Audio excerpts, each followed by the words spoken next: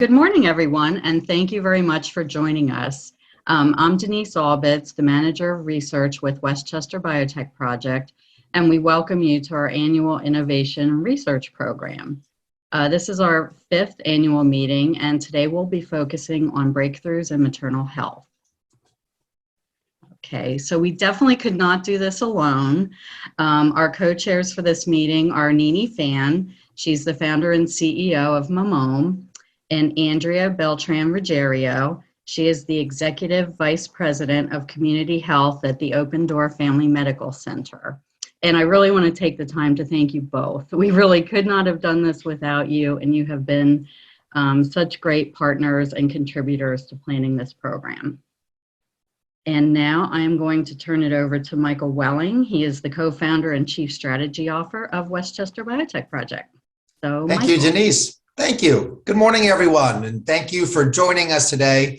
I feel like I say this as I kick off every one of our events, but I'm really excited for today's discussion for a variety of reasons, not the least of which is today is just such a great example of what is great about the Westchester Biotech Project. Nini and Andrea have just been wonderful stewards of this topic and this event, and again, we can't thank you enough, but this also represents the idea that we didn't go to them and say, hey, we want you to figure out how to do an event around this topic. This was really a topic that, and you will hear more today, is meaningful to their work and their lives and their missions. And that's what just brings me such joy when we have these conversations. It's really about bringing the community together based on the community's needs and interests and trying to solve problems together. And Denise is correct. We could not do this alone. So I also want to thank both Denise and Joanne for their just unbelievable work, both behind the scenes and in hunting all of you down and chasing you all down for slides and meetings and topics. Truly, without their just unbelievable effort, none of this happened. So Denise and Joanne, thank you both again for all of your work. Next slide, please. So we've been leaning into this quote because we know that the work that we're doing now isn't just about highlighting the work that's being done today, but trying to connect the dots in looking at the problems or solving the problems of tomorrow. For those of you who have participated in our events in the past, you know we are always about pushing the dialogue, asking the questions, encouraging your feedback, hearing from all of you, and we are proud of the work that we have done. We are excited for the work that we'll be doing, but we're even more excited for all of your contributions that have been made to everything that we're doing as we look towards tomorrow. Next slide, please. So as you all know, or certainly should be aware, our mission has always been around the supporting and the celebrating of the researchers, data scientists, and engineers. They are what drive the companies, the industry, the conversations, the treatments, the solutions. At the end of the day, without those folks, there's a lot of more challenges out there that would not have been met.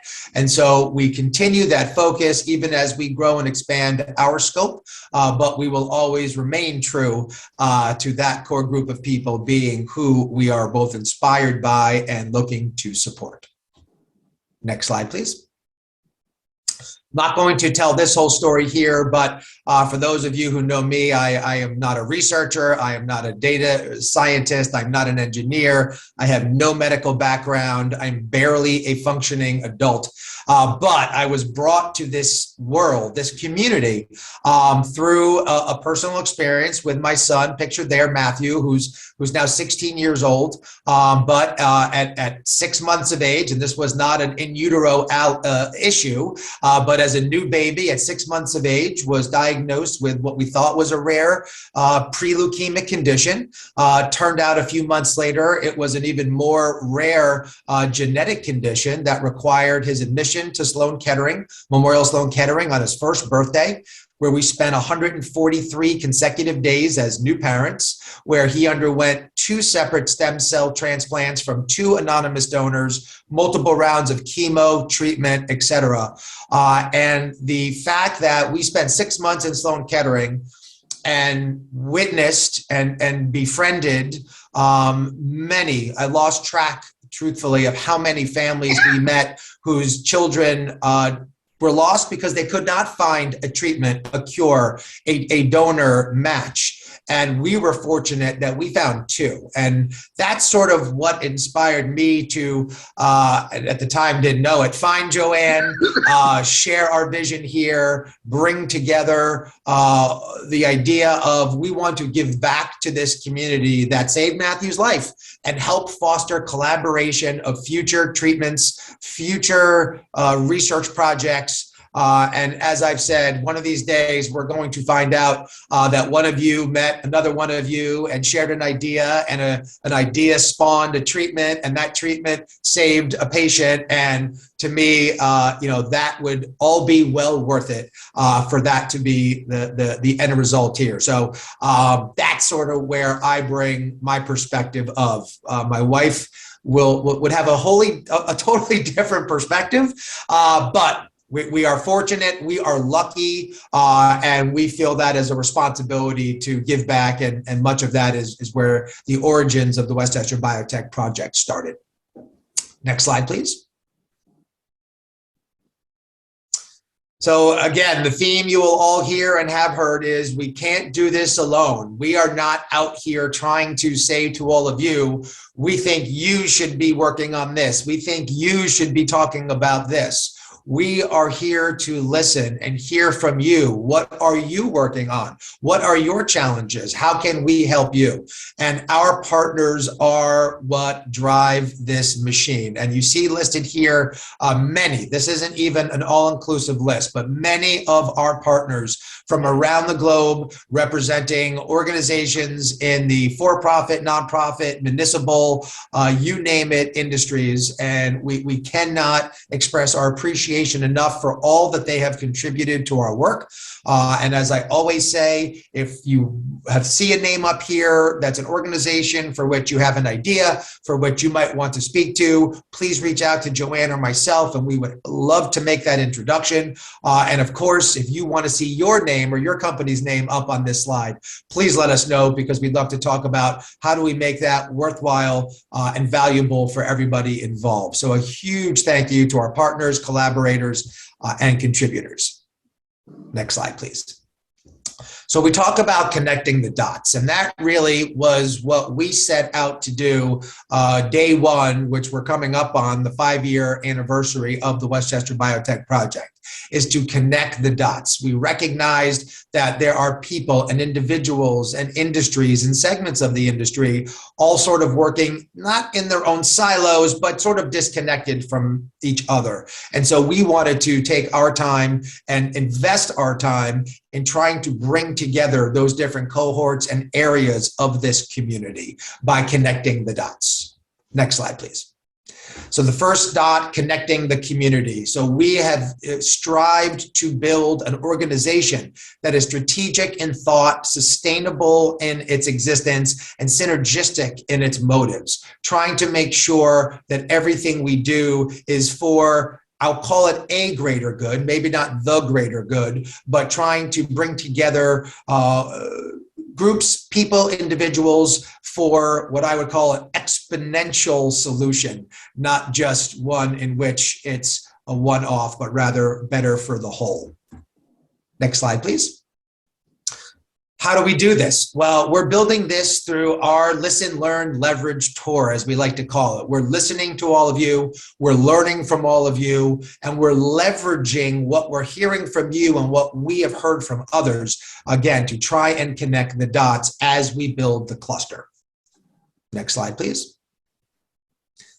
And then, of course, ultimately, we are trying to help support discovery, development, and drivers behind this research. And that includes discovery and development in the early educational grades, K through 12, postdoc, discovery at the bench, even in the patient care centers, development, all the way through the drug research and utilization, and the drivers that connect all those dots. And some of those drivers are inspiring young people. Some of those drivers are bringing together researchers from different aspects of a particular disease. Some of those drivers are simply trying to build infrastructure to help support accomplishing all of that. And something that we will be following up with shortly is we are preparing for our next phase of the big idea. And we're going to be reaching out to everyone in our community with what we're referring to as an expression of interest, where we are looking to build out our infrastructure, our advisory committees, some of our subcommittees, trying to find those areas in which individuals like all of you might want to contribute, might want to lead, might want to spur more conversation. So we are really excited about that next step and continuing to focus on those drivers. Next slide, please. So I'm really excited to hand this off to our first presenter, David Pearce, President of Innovation Research and World Clinic at Sanford Health, as well as the chair of the International Rare Disease Research Consortium. Some of you who may have attended an earlier in-person event we had a few years back where David was so generous to attend in person at that time, although I guess it feels now attending in person was a big ask. And everyone certainly in attendance was fascinated and enthralled by the work that David's doing. And we're excited, certainly, Dave, to hear an update on that and see where we might be able to contribute. So let me turn that over to David Pearce. Well, thank you, and thank you for the invitation again. So let me see if I can share my screen here. Okay. Can we all see that okay? Okay, I'm getting nods. And of course, the infamous phrase which we've been pestered us the last 2 years is you're on mute, and I'm not on mute. So, okay, so again, thanks for the invitation. What I'm going to talk about today is a study I'm really excited about. So first of all, I should acknowledge that, I'm the instigator of many of the projects at Sanford. Dr. Griffin is a pediatric endocrinologist and is the principal investigator of this pledge study, which I'm about to talk about. And then also we're doing this in partnership with the Helmsley Foundation from New York. They've co-funded this initiative because they have a strong interest and desire, to make an impact with type 1 diabetes. So type 1 diabetes, so like with many conditions as parents, obviously we worry about our children and, with respect to the prevalence of different conditions. So type 1 diabetes is the most prevalent childhood disorder in the United States and quite possibly across the globe, although diagnosis can be much of a challenge in many places. So the way we look at type 1 diabetes is there's four sort of pieces of the puzzle in terms of when you actually potentially, could have the disease itself.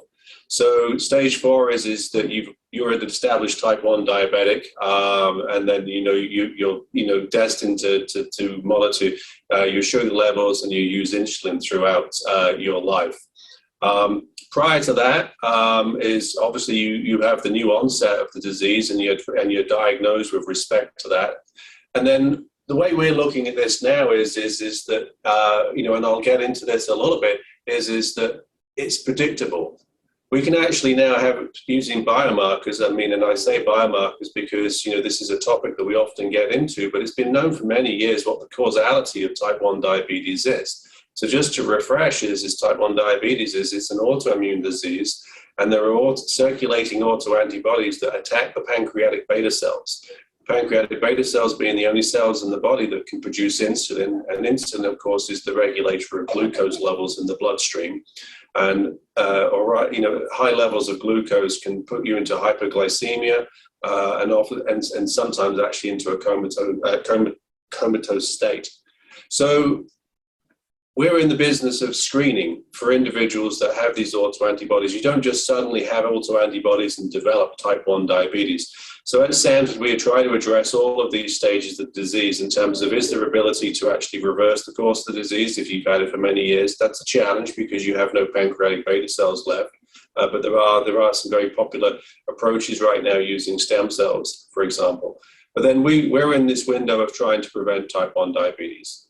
So why are we doing this, and what's the basis of this? So over the years, a very sophisticated group called TrialNet, that through the NIH, had recognized that if you're a type 1 diabetic yourself, the chances of one of your children being type 1 diabetes, having type 1 diabetes, is increased. Now, it's not guaranteed, and most 92% of people who develop type 1 diabetes have no family history. But what they did do is over a course of years is, obviously with type 1 diabetics who were highly motivated to see if their children were going to develop it, enrolled in these studies, and when they did develop the disease, they caught them. And the reason they caught them was they kept screening individuals for the autoantibodies all the time. And then they could be predictive. And that 8% of individuals that were susceptible to developing it, they started to have the appearance of the autoantibodies at a very young age. So that was the diagnostic. So the idea there, of course, was those individuals were then put into clinical research trials early on. And there are some approaches that I don't have time in this presentation, and it was not my work, that actually slowed the onset of the disease by up to 2 years. So, and these are obviously single sort of, one-shot clinical trials. So the idea being is as these trials develop, maybe you could actually prolong this treatment and even prevent type 1 diabetes. So what do we do? So we decided to say, okay, well, we can screen our type 1 diabetic, the children of those, or we can just screen everybody. So we took on the mammoth task of saying we're going to screen everybody in our footprint. So the pragmatic approach simply is first of all, it took an act of, a congressional act for me to pull all the pieces together at Sanford, because as you can imagine, if we're going to screen every child, and we have around about 11,500 births in our footprint every year, and we'll cross, and I'll show you a map in a minute, we'll cross a large swath of the Dakotas and Minnesota. If we're going to catch every child with respect to this, then we need to have a very robust recruitment strategy, and also a very robust way of using the electronic medical record to actually capture everybody. So the idea being, though, of course, is if we can diagnose, we will not have a child showing up in the ER in diabetic ketoacidosis. 75% of individuals that develop type 1 diabetes are usually diagnosed because they go into this hyperglycemic state, and that's pretty dangerous, and we want to avoid that. So what are we doing here? So the study is we know there are some genetic risk factors. We're not sophisticated enough to understand all of those just yet, but newborns are providing us with a DNA sample for us to build that cohort up with respect to things. Bearing in mind, remember, we are going to capture the individuals that develop type 1 diabetes, because at age 2 and at age 5, in your well visit, we're going to be looking for the presence of autoantibodies. There are 3 autoantibodies that are generally associated to the onset of type 1 diabetes. That's for GAD65, insulin, and then tyrosine phosphatase. People smiled at me and said, if you're going to go to the trouble of doing this, you might as well check for celiac disease as well. So we're obviously screening for celiac disease as well because of the presence of one of these autoantibodies. So this is basically it. So this is, through the well visits with, these are the studies that we're looking at, and it's really just what I call the old-fashioned the Guthrie spot. So a blood spot is taken from these children. So how does this work? Well, if you make an appointment for your well visit, then you'll get pinged because through MyChart, and this is the bit that we're proud of, is we can do all this recruiting through MyChart, and it helps advance people in it, when they show up with respect to this, and they can then be consented online and know exactly what's going to happen when they come in. Of course, we don't capture everybody that way, but we have a very competitive group of pediatricians, because this is done in the primary care setting, that really want to make sure they capture every child, and we'll go to the time of explaining this study to individuals. So bottom line is that we collect the blood, we process, and then we batch these and then screen for autoantibodies. And then I can't see on the last piece there because all of you are on there, but what we do is if we catch anybody, then obviously we go into counseling with respect to this, and I'll show you some of the data that we've got right now. In fact, I'm just going to try and move you guys off the screen so I can see all of my slides. So where are we at? So this is our footprint, as I said. So basically Sanford Health covers a large area, pretty much the same size of Texas. We have about 2.5 million individuals in our footprint. And so really this is a very busy graph just to show you how we've been through this recruitment. But the bit that I just really want to emphasize to all of you is that we're open in 81 clinics right now with respect to this. And as you can may know or can guess is we've had a lot of people from other health systems approaching us. How on earth did you manage to do this? Because obviously it's a challenge. The other thing which is really important to know of this is that we're putting an economic analysis on top of this. We have our own health plan and some of the payers are looking very carefully with respect to, obviously, if you can capture kids with respect to this and avoid all of the comorbidities that ultimately happen, particularly when these individuals reach the teenage years. As you can imagine, teenagers of type 1 diabetes is a real challenge to manage. And so, that's another thing that's important to this study. So with the enrollment, we accelerated this once we really, we piloted it in just a few clinics. And what was interesting was our pediatricians across the footprint were really like, no, we want to open this and open this.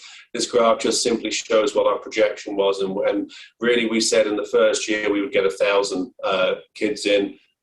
We hit that in the first 6 months. I mean, it's just been an incredible study. I mean, and I think this is a powerful thing. Obviously, parents want to sign up. They just want to sign up for this. They may not really know what type 1 diabetes is, but through that consenting process, they recognize this is something that if it is potentially that my child is going to be diagnosed with this, I want to get into this sort of trial. So where are we at right now? So again, this is the sort of incidence. We do the test. Obviously, we're testing for autoantibodies. The genesis of the disease is that if you have one, you may or may not develop type 1 diabetes, but the likelihood of you actually having two or three or four of the autoantibodies is going to happen. So we're in the process right now where, we have identified some individuals that we think we know are very likely to develop type 1 diabetes. Coming out of COVID, these clinical trials are starting to come back online. As I said, there is using a blocking of a T cell and a B cell, a combination right now that has slowed down the progression of type 1 diabetes. So we will be looking to launch that with respect to these individuals. If you can identify pre-symptomatically individuals for a treatment trial, I think it doesn't get any better than that. And then obviously the other thing is counseling these individuals. So with that, I think I probably whizzed through, but I was keeping an eye on the time. So I don't know if there's time for questions, but I'm happy to entertain any if time allows. Thank you, David. So I'm going to take host prerogative because we have about 1 minute. Yeah. And you could go ahead and start putting up your slides, Nini. Just to consent. In that's a wonderful rate of consent online, and I think that is something that's been changing over a period of time. Are you finding that that's something that really, I see what you said, about half of the people are already consenting before they come to you. Do you find that a big change? It's the first time we've really done it in the pediatric population. I mean, we've had some adult clinical trials which are really more monitoring. So it's interesting. I mean, so many people are more open to this type of approach right now. I mean, I think, COVID probably accelerated the ability for people to participate this way. I mean, my favorite example is in February of 2020, we could have video visits at Sanford because of our large footprint. In February 2020, we had 2 video visits. In March, we had 2,000. Because of something called COVID. And now that's starting to wane away again because people really want to interact with somebody. But I think when it comes to, people are checking their charts a lot more than they ever would. I think that's the data that we really need to sort of dig into and then find that sweet point of how we can recruit people. But I would say overall, people are much more receptive to signing up now if you ping them through their thing, because everybody was just thirsty for information with respect to COVID, and now it's just the habit that's been created. Well, thank you. If there's a silver lining, right? Well, yeah. Thank you so much, David. I know you can't stay with us all morning, but I so appreciate you being with us. It's a fantastic study, and we'd love to hear more about it as it progresses. Okay, Thank so I'm going to go on to mute now. So thank you for the invitation. I appreciate it. Thank you, David. For those of you who haven't met me yet, I'm Joanne Geer. I'm Executive Director and co-founder with Michael Welling of the Westchester Biotech Project. And it is my honor to introduce to you our co-chairs today. We're going to start with Nini Fan, who's the CEO of MaMome. Nini, go ahead. Hey everyone, good morning. I am Nini Fan. I am the Executive Officer at MaMome with a background in clinical microbiome research. As a co-chair of the conference today, I want to thank to the Westchester Biotech Project to give me this opportunity. And also especially shout out to Joanne and Denise, and also my lovely co-chair Adrian. For this conference, we have spent a lot of fun time together over the past few years, and I'm also very proud of all the guests that we invited today. Without spelling too much of details of everyone's topics later, I wanted to introduce you guys MaMome, which is leveraging the microbiome to accelerate early detection of risk in pregnancy. So just a little bit background, the company started back by me in 2018. The headquarters is in New York City. A little bit background of myself, I studied the microbiome for 7 years and started it in a molecular lab back in my graduate school studies program at Long Island University. And also over the years, MaMome has become a data-driven platform that sits on clinical evidence data, that mixtures of the team that combining with the academia and industry folks, we all strive and have a mission to launch a AI-driven clinical application platform that can actually bring the preventative medicine to pregnancy complications. Here, as the topic today, I wanted to also mention this, the maternal health crisis today. In 2020, just in 2020, that in United States, the maternal mortality rate was 23.8 death per 100,000 lives birth. The United States has the highest maternal mortality rate among all the developing countries, and experienced substantial disparities in maternal health outcome, particularly by race and ethnicities. Here is giving a example as gestational diabetes, which is the most common pregnancy complications, with the incidence about 15 to 18% in United States today. It is very eventful, distributed among racial and social economy lines. The incidence is much higher in minorities and reached to 21% in Hispanic Americans. Asians and African Americans are close to 14 to 15%, while Caucasians only 2%. Just a definition that what is gestational diabetes, right? Gestational diabetes is any degrees of glucose intolerance with onset or first recognized during pregnancy. The definition applies whether the insulin or generic diet modification is used for treatment, or whether or not the condition persists after pregnancies. So gestational diabetes increases the infant's risk of preterm birth, stillbirth, which is what OBGYNs are afraid of the most, and also increases the chance of that the infant develop diabetes in life, which is very, very uneventful. And a patient's risk of developing type 2 diabetes as a mom also increase up to 50% if the patient develops gestational diabetes during pregnancies. And here is the most common pregnancy complications according to CDC's. As you can see, gestational diabetes ranking #1, and also here are hypertensions, preterm labor, weight gain, and obesities, and etc. So these are all the causes these today that raising the radars. And at MaMome, currently our research team is focusing on 3 conditions, and then all 3 conditions are pregnancy complications, which is involved with preeclampsia, preterm, and gestational diabetes. All 3 diseases has similarities, which is lack of earlier screening, which is inefficient of early detection.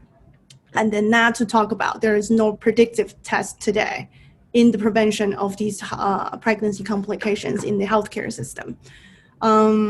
Then this slide is pretty much saying, I wanted to mention just a little bit. I know there's a lot of topics gonna follow on throughout today's conference, but it is very proactive that earlier screening, especially for hypertension, preterm, and these disease that could actually reduce short-term and long-term complications for both moms and fetos.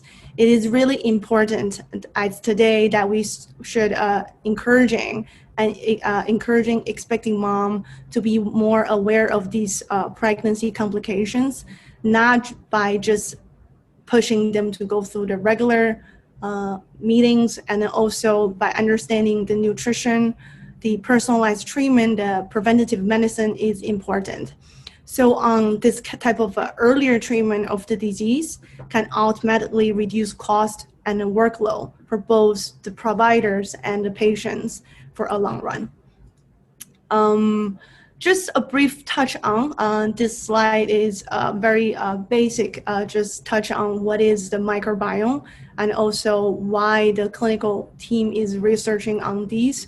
So microbiome is famously known as all the microorganisms that's in and on us.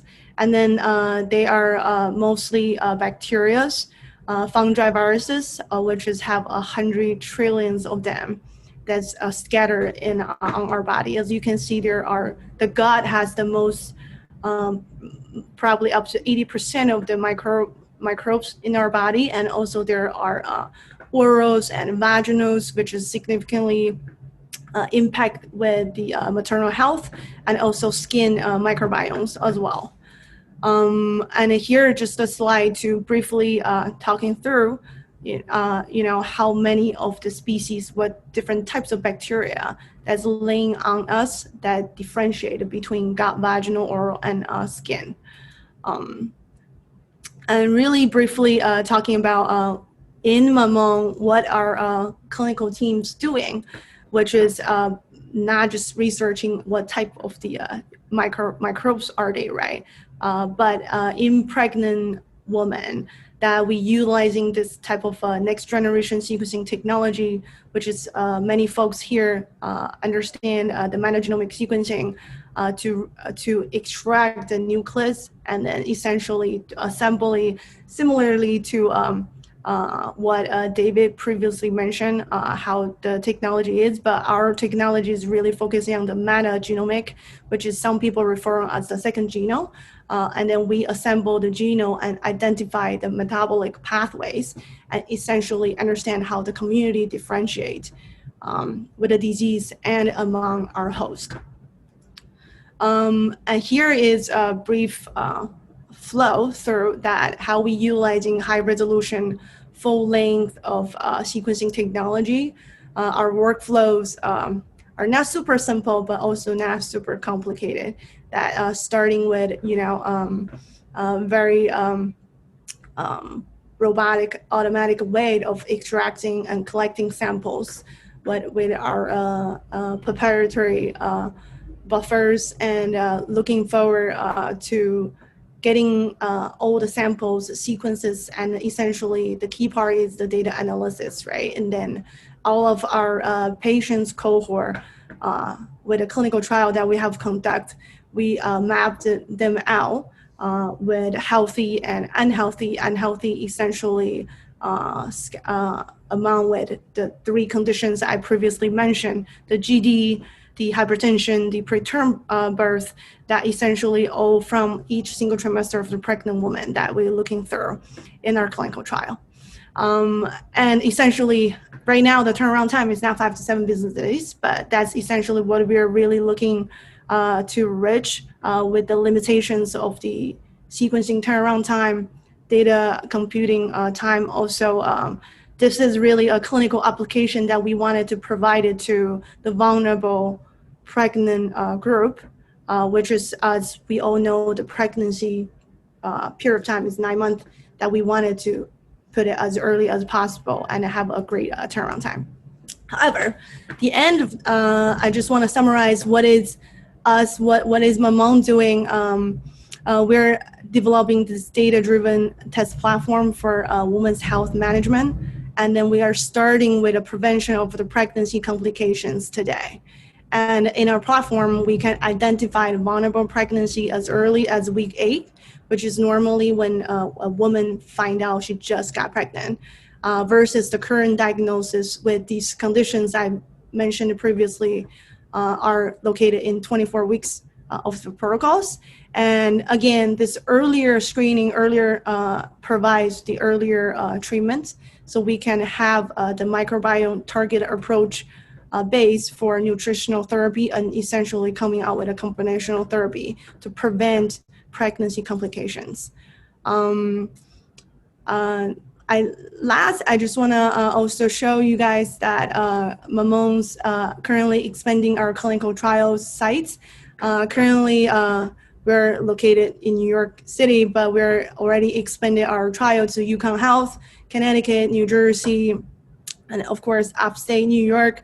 And we are eagerly to form partnership with Open Door Medical Health Center. And also we just started another trial, a population study in UK Portsmouth. Essentially with my team, we wanted to also scatter and then expand it to California as well. Here is my last slide. Just wanted to have a call to action. As today, I hope everyone that's in the field, whether you're, the family or you're currently pregnant or expecting a children, I think it is kind of unacceptable with this kind of maternal mortality rate in the United States today. I think there is so much we can do, not just as a microbiome researcher or a scientist or people who's in the healthcare field. So. So by the way, creating, MaMome, this biotech company, is really aiming for this mission. And currently we want to get the call that to hope people in the field can support our clinical trials. And we're also looking to hire, and we're looking for a clinical lab to partner. So that's all my presentation. And I want to thank you for giving me the time. Yeah. Hopefully I made it time correct. Thank you, Nini. It's such a wonderful program that you're doing, and you've really made huge progress just in the year or so that we've been talking. Phenomenal. I want to introduce our conference co-chair, Andrea Ruggiero. And Andrea, are you showing slides today? No, I'm not, because I want Dr. Karen Murray to really give you a lot of background on the Open Door Family Medical Center. So I'll just give a little background on. Okay, just 1 second. Denise, would you just take down that slide, please, while Andrea's speaking?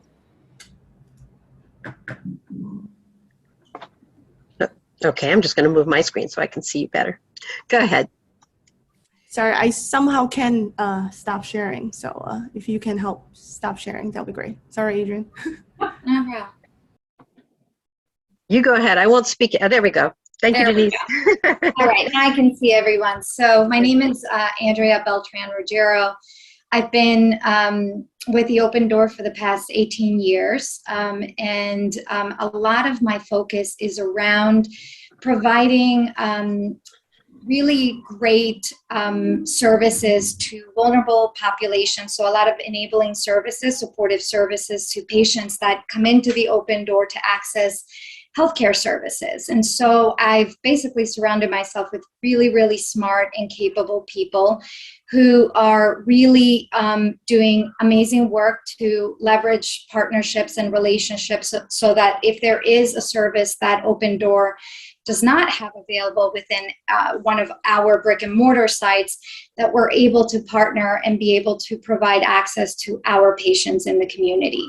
So, you know, I, of course, have had the privilege of working with Michael and Joanne and Denise and you know, through this process. And what's been really fantastic is that I've been able to develop additional partnerships and continue to leverage those relationships. And, you know, as Nini mentioned, we are looking forward to doing some additional work within Open Door because we do have these young moms coming through and who, you know, really need a lot of support and sometimes are disproportionately affected by so many conditions and diseases. And they're just, you know, there's a lot of inequity that we face every single day. And so, you know, the work that we do really is about empowering our families. It's around continuing the great work that's, you know, embedded within our mission, which is really to provide high level, high quality services to our families and making sure that they get the opportunity at a better tomorrow. So with that, I do want to turn it over to Dr. Karen Murray, who I've had the privilege of working with for many, many years. I'm very impressed by her work and her, you know, she's incredible. She does amazing work with our families and our moms. And I really want her to really speak to the work that she's been doing over the many years that she's been with Open Door. And she's our senior medical director for the Open Door. So, Karen. Thank you, Andrea. Good morning, everyone, and thank you so much for the invitation to speak. I am a board-certified OBGYN. I'm also a fellow of the American College of Obstetrics and Gynecology, and I'm the Senior Medical Director at Open Door Family Medical Center. As some of you may also know, I am the Associate Dean of Admissions at New York Medical College, and I'm really proud of that position and the way that kind of juxtaposes itself with Open Door, as Open Door is also training the future physicians. We have medical students and we have residents that also rotate through Open Door. And for that, I feel that, you know, that's one of the best things that we do at Open Door, along with the care that we do for the community. So today, I'm sorry, why is it trying to, okay. So today I'm going to talk a little bit about the Open Door model for women's health. Open Door is a federally qualified health center. It was founded in 1972 and prides itself on building healthier communities through accessible health care. We're Joint Commission accredited, we're a patient-centered medical home, and we operate from multiple centers in Westchester, Putnam, and now Ulster County. So this is just a map of all the areas that we serve. Austin and Port Chester are our large sites, and we have a few smaller sites. In addition, we do have some school-based health centers in Austin and Port Chester. And our newest facility is in Saugerties. It's in Ulster County. It's not listed on this map right here. Some of the services we provide in addition to medical and gynecological services, we do provide dentistry, behavioral health services, podiatry, and ophthalmology services. We saw in 2020 that there was a slight decrease in the number of users that came through Open Door by about 1%. It was about a 1% decrease. And this, we think, was contributed to the fact that we were in the height of the pandemic. Open Door performs many screening visits for a lot of our community members. A snapshot of our screening is from 2016 to 2020. If you looked at like cervical cancer, colorectal cancer, screening for clinical depression, screening for tobacco and tobacco cessation, you will see the orange bar represents 2020. And as you can see, across all screening sectors, there was a decrease in the number of screenings that were performed in 2020. Who are our patients? Open Door's target population is the low income or below the poverty line. In 2021, the federal government's description of 100% below the poverty line was a family of 4 who makes less than $26,500. And as you can see, Open Door sees many patients who are at 200% below the poverty line.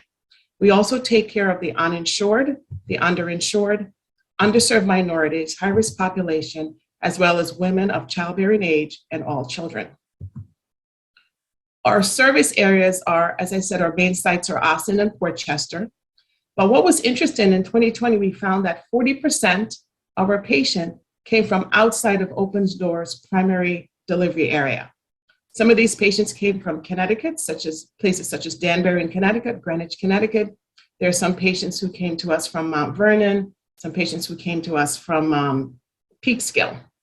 So I thought that was really interesting to see that we had such a large number of patients who came from outside of our regular catchment area. In terms of socioeconomic, the vast majority of our patients are uninsured or Medicaid. We did see in 2020 a slight bump in our private payer and a slight decrease in our uninsured. Now, we're not 100% sure, as we do have to kind of dive into why that happened, but some of that may be due to the fact that Open Door, again, in one of our accomplishments, we're one of the first sites that were allowed to provide vaccines, COVID vaccines, to the general public. So some of that may have been some of our patients who came in for their vaccine administration. Again, we're still looking into what that is, but that's just my theory as to one of the reasons why we had a slight increase in 2020. We do serve 71% of our patients in a language other than English. This is quite important because, we do have a high Spanish-speaking population, but it's not only Spanish-speaking patients that we do serve. We did have a 6% in our Black and Hispanic, which has not changed from before. And again, as you said, the underinsured, the Medicaid population, and we did have a slight bump in our private payer for 2020. So let's talk a little bit more about the Women's Health Department. We provide prenatal care, routine gynecologic services, contraceptive and family planning services. We do management for abnormal bleeding, cervical dysplasia. We provide OBGYN ultrasounds as well as gynecologic surgery, both in the office and in the hospital. Our team consists of midwives, gynecologists, family practice physicians, physician's assistants, nurse practitioners, prenatal nurses, and medical assistants. And it's great that we also have support team for us. Our support team consists of ultrasonographers, patient advocates, which play a really great part in our wraparound program, and our behavioral health specialists. Our prenatal care is basically a midwifery-run model, and Open Door has been following this midwifery-run model for over 25 years. Our midwives have been there for over 25 years, and they come with about 30 years or more of service in prenatal health. We provide prenatal care and women's health care in our two large sites, which are our Austin and Port Chester site. And we also have it in our Brewster site and our Sleepy Hollow site. When you looked at perinatal morbidity and mortality and perinatal health, we tracked it over the last 5 years, and we see that most of our patients do come into prenatal care in their first trimester. In the first 4 years, approximately almost 90%. There was a slight decrease in 2020, again, where it was just about 75%. And we think, again, that's due to the pandemic. With the pandemic that came around, many people were afraid to go out into the healthcare setting. They were afraid to go in for their screening tests. And, and truthfully, some of the places were closed because during the height of the pandemic, there were many places that were closed to in-person visits.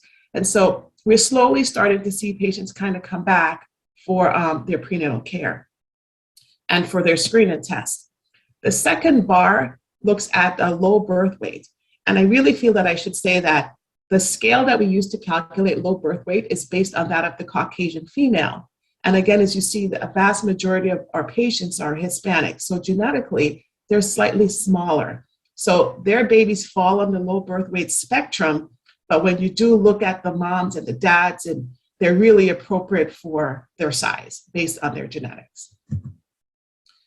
Open Door also has a few prenatal initiatives that we have. One of the big ones that we have is our Baby Bundle initiative. And what that is a program to help our prenatal patients give their babies a safe and healthy start to life at absolutely no cost to them. Now, how do we do this? It's a program that where we go out in the community, we host drives, we do ask for donations. We have an Amazon registry where you can go on and choose to donate to this particular initiative. We hope to get at least 40 of these items each per month in order to keep this program going. What do the patients get? They have diapers, thermometers, onesies, seasonal clothing, and as well as baby grooming kits. In the height of the pandemic, it was really difficult to get thermometers. So this was something that was great that we were able to get thermometers to our patients so they could monitor not just their baby's temperature, but also their own temperatures. We were also privileged to have wraparound services, and this is really based on our prenatal advocacy. We have prenatal advocates in our Austin site and our Port Chester site. Those are two large sites. And the general advocates in the smaller sites do also provide this service to our prenatal patients. They use a patient-centered medical home care delivery model, and their job is really, they're patient-focused, and it's a team-based approach to medical care. So what they do is they help our patients fill out their paperwork for their prenatal Medicaid application. They reinforce prenatal education and help the patients navigate the health system, which can be really difficult, especially for someone who doesn't speak the language. They also help to improve internal and external access to our patients who may have language barriers if they need, other help from a referring physician. We also have prenatal education group, and currently we have a Spanish-speaking, Spanish language educational group, which is geared towards women who are 16 weeks and over. They have 7 sessions. Currently, these sessions are being offered virtually, and it brings together experts from various departments, such as pediatrics, behavioral health specialists, dentistry, and it's really educating our patients on, the care of themselves and their family, and also what to expect when they bring their children home. We have a prenatal yoga and exercise program that had to be put on pause due to the pandemic, and we are hoping to have that resume in 2022. So because of our wraparound services during the pandemic, we were able to really keep our patients and our prenatal patients close to our breast. In other words, we're able to keep them involved, keep them in gear, and make sure that they were able to follow through with everything that needed to be done, whether it was a referral outside, whether it was, filling out paperwork, making sure they got everything done that they needed. And many of these multiple layers come through support from behavioral health, where we have like a really good program with our behavioral health specialists and our teen pregnancies, and our patient advocates, as well as our WIC staff. In 2021, we had 75% of our deliveries were vaginal deliveries, and 25% of them were cesarean sections. But what's most important is that of the cesarean sections, only 10% of them were primary C-section. And I think this is really because of our midwifery model. Because of our midwifery model, we're able to really keep those cesarean section rates low. Our midwives see the patients in the office, and they're the same ones who deliver the patients. So they really form a nice bond with their patient, and I think that helps to keep the patient engaged and coming in for their care. In terms of our neonates, we had 361 healthy babies who went home with mom. We had 1 set of twins. I want to just say here too that our midwives do take care of patients with gestational diabetes, as we talk a little bit more about that with MaMome, that they do take care of patients with gestational diabetes, as well as patients who have hypertension that is well controlled on antihypertensives. Many of our neonates come back to Open Door for our wonderful prenatal team. We've had multiple stories, not just one, multiple stories of patients who were delivered by our midwives, came back to Open Door for their prenatal care, came in as adults, and now they're in our prenatal service having their own babies. And that, I think, speaks volumes for our team and the care that we do give at Open Door. Our patients feel that they're well taken care of, and we really pride ourselves on that. And I thank you so much for allowing me to talk a little bit about Open Door, about our women's health program, and I don't know if I have time for questions. Thank you.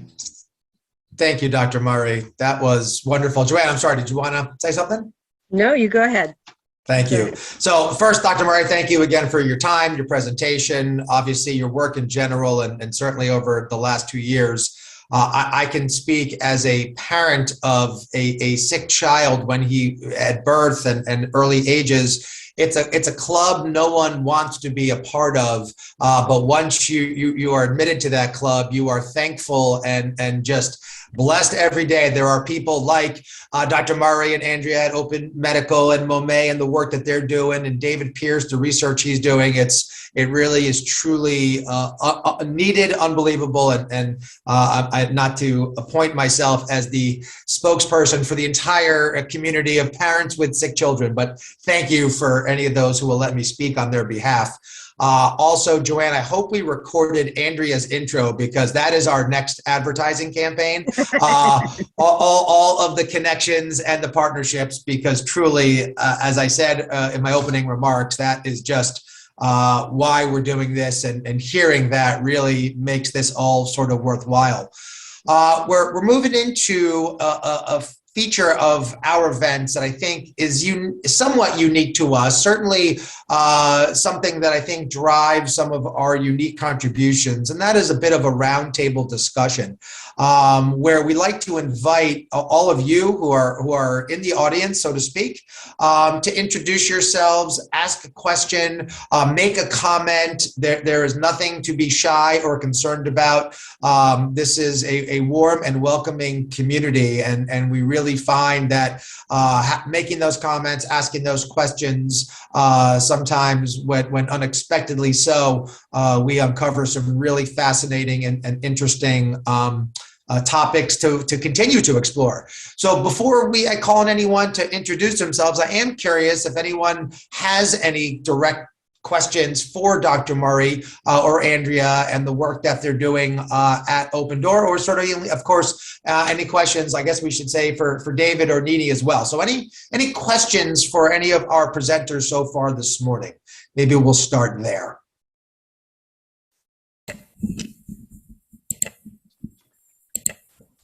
And that's okay. If not, we're going to call on you anyway. I see Richard has his hand up. Richard, you got a question? Yes, and for the panel, what health initiatives do you think we can best concentrate on in the biotech or medtech sphere?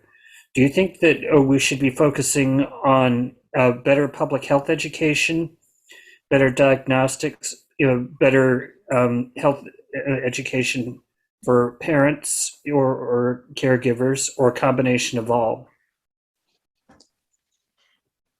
I'm going to assume the answer is probably yes to all of the above there. What order? What should we concentrate on first? Understood. I see David's no longer with us, so I'll start with Dr. Murray or Andrea. Do you have any response to Richard's question? Good morning. Thank you, Richard. Thank you for the question. I think probably the first thing to do is educate the patients. And I think that's one of the things that we do at Open Door, and I think we do very well and we do best, is educating patients on what needs to be done, what their needs are, what's available to them. I think a lot of times patients are not aware of what's available to them so that they can take advantage of that. And I think that's one of the things of our prenatal advocacy group, is that we have someone there whose job is to help to educate the patient, and not just educate them, but help them navigate through our complicated healthcare system here in America. It's interesting. I always use myself as an example. So, I was what I like to say, I was a young mom. I was, in my mid-20s, and I knew nothing about babies or, what was going to happen. And so I had access to books and all kinds of really great things and resources. I could call a friend, since I worked for the Open Door, but I was getting, that type of care outside of Open Door. And, my OBGYN, my private physician, was not telling me anything, was not, I even went in for my glucose test, and I don't think I really knew what I was doing. All I know was that it was disgusting, but that's, what's really kind of amazing about the work that we do at Open Door is that we, it's not that we're just giving the patient, literature. We're actually sitting with them and explaining and having real conversations about what to expect. And I think that really sets us apart. It certainly makes, someone who is going through their first pregnancy and delivery, or someone who's getting a difficult diagnosis, a gestational diabetic, getting that as a diagnosis, it's terrifying for someone.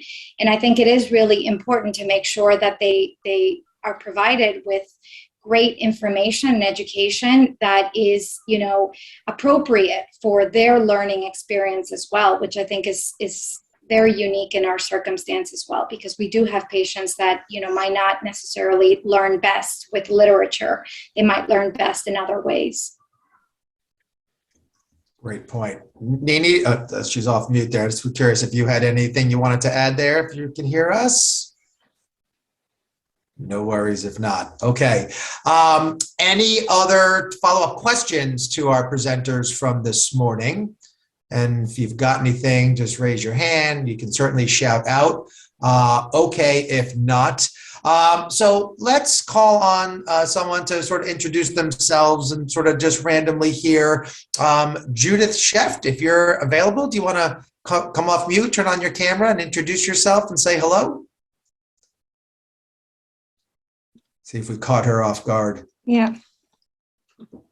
Hi. Oops, sorry.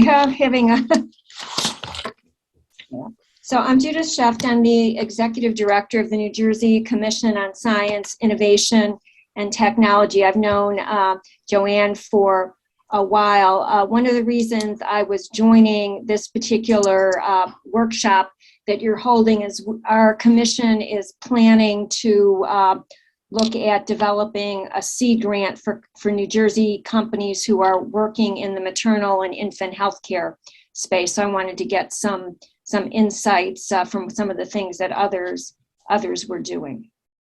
That's awesome. Well, welcome, and I'm sure your notepad is full already, but yes. keep a few empty pages for some further discussions. And again, thank you for joining us. And I just have to say it's great to see you, Judith. Welcome. Good to see you too, Joanne. Thanks for being here. Well, as I've learned, I don't think anyone meets Joanne and doesn't hang around in perpetuity, because we get a lot of folks who've known Joanne throughout her time contributing to this community here. Shelley Bailey, you want to come off mute and say hello? Yeah, good morning, everyone. Or I guess good morning for me. I'm on the West Coast, so it's early, but I appreciate the opportunity to be able to listen and learn from everyone here today. I'm the founder of Family, which is the nation's first exclusive fertility telehealth and treatment solution. So we're a little bit before maternal health right now. We're focused on at-home labs and fertility treatment with medication delivery, but our next offering will be a Trimester 1 support solution. So we want to be able to provide an offering for Trimester 1 that's often a period of time that's kind of overlooked through the journey. I'm actually a new mother for the second, not new, but I just had a baby. So I have my little newborn here, but even, in my journeys, none of my providers ever wanted to see me before 12 weeks. And of course, if women are going to experience pregnancy loss, often it's before that 12-week mark. So we're focused on fertility right now, but the next solution in our roadmap will be Trimester 1 and postpartum support. Well, that's wonderful. Well, thank you for joining us. Thank you for getting up so early to join us. And yes, of course. Congratulations. And Joanne, I'm here today through a colleague, Scott Endicott. So that's how I learned about your guys' group. Wonderful. Well, if we're playing past the baton, maybe then we'll just ask Scott to introduce himself. I didn't realize Scott was on. So. I was lurking, yes, in the background here. It's good to see you, Michael, and good morning, Shelley. Briefly, I have a long-time connection, and to Michael's point about Joanne, I'm one of those folks that got attached 5-6 years ago and haven't been able to get unglued. So Joanne's ability to organize and structure research and industry connectivity and symbiosis has been most impressive. And I've gone through the list before of folks that I've been able to bring to benefit, as well as find benefit myself, and most importantly, always walk away from just about every engagement with a clearer picture of what's happening in the various sectors, whether it be the microbiome, where I've spent some time in the clinical research space. And so I work with Zillspace. That's how Shelley and I know each other, as well as through a medication adherence technology connection from a few years back. And so we both share an affection for advancing the cause of patients in various sectors. And so given that I work in the clinical research space, early stage, through till pre-commercialization to drive growth within especially startups and again, early stage research partners that need investment support, revenue and pre-revenue support in that process. So great to see everybody, and great to hear all the work that's being done out here across the maternal health, and as Shelley's working on, into the fertility, which obviously is an early stage intervention there as well. So great stuff, and thanks for having me. Thank you, Scott. Thank you for being a member of the Joanne Admiration Club as we continue to grow exponentially. And it's true, I just will say, for those of you who have not attended one of our events before, Joanne does have this unique ability to ensure the right people are in the room, the right speakers are in the right order. Somehow it always just flows. And back in the days of in-person events, she always said, don't worry, however many seats are in the room, that's how many people are going to be there. And invariably, she has delivered on those goals there. So thank you for those words, Scott. Hope I'm going to pronounce this correctly. Tome Bayford, do you want to say hello and correct my pronunciation if need be? Hi, hello everyone. I'm Tome Bayford. I'm a postdoctoral fellow at the National Cancer Institute in Frederick, Maryland. And I was sent the invitation to attend by my PI, Howard Young. He actually sent it to me last year when there was a call for abstracts. But I was, quite busy in a lot of things, and then he sent it again to me this year. And the reason he sent it to me is because my research is focused on autoimmune reproductive failure. And we developed a mouse model of systemic autoimmunity. And we've seen that, as is commonly known, that the ovaries are usually a common target of autoimmunity. And we're trying to explore, how this, go down to the molecular and cellular perturbations that occur when there is systemic autoimmunity. And I was particularly interested in the autoimmune conditions presented in this program so far, and actually raised my hand to ask a question to David earlier, but I don't think my hand was set. Oh, but that's okay. Well, I would say email that question to us. We'll get it to him. And when I assure you, we will get a response to that. So I apologize. We did not have a chance for that. Yeah, that's fine. I do remember, I think Joanna said there was just a minute after he spoke, so that's fine. Anyway, so we have discovered a lot of interesting new findings regarding autoimmune reproductive failure issues in the context of autoimmunity and cancer, and we're looking for establishing collaborations if possible, and getting our work out there as well. Thank you. Well, first of all, thank you for joining us. Fascinating work you're doing, and you're speaking our language, certainly, as far as what you're looking to do. And we are more than happy to put our heads together and see what we can do to help with those collaborations.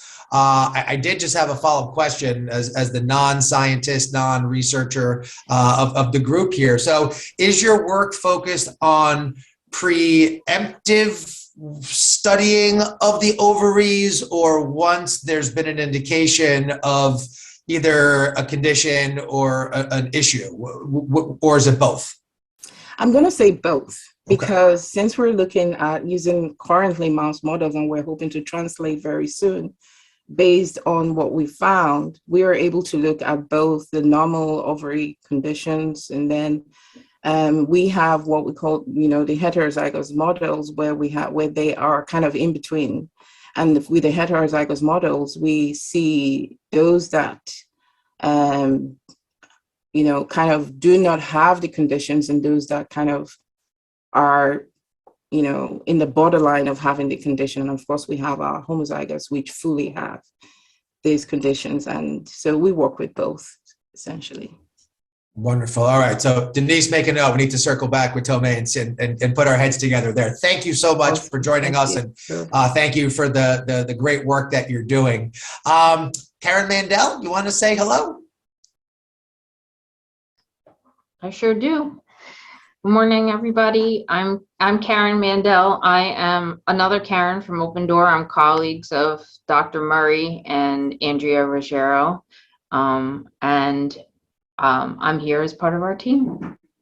Wonderful. Well, for those of you who don't know, and I'm sure you've seen the signs and the buildings all around, and we've been collaborating with Andrea for years. Tremendous work that you're doing, and it certainly feels like there's a lot more that we can and should be doing to help support your efforts.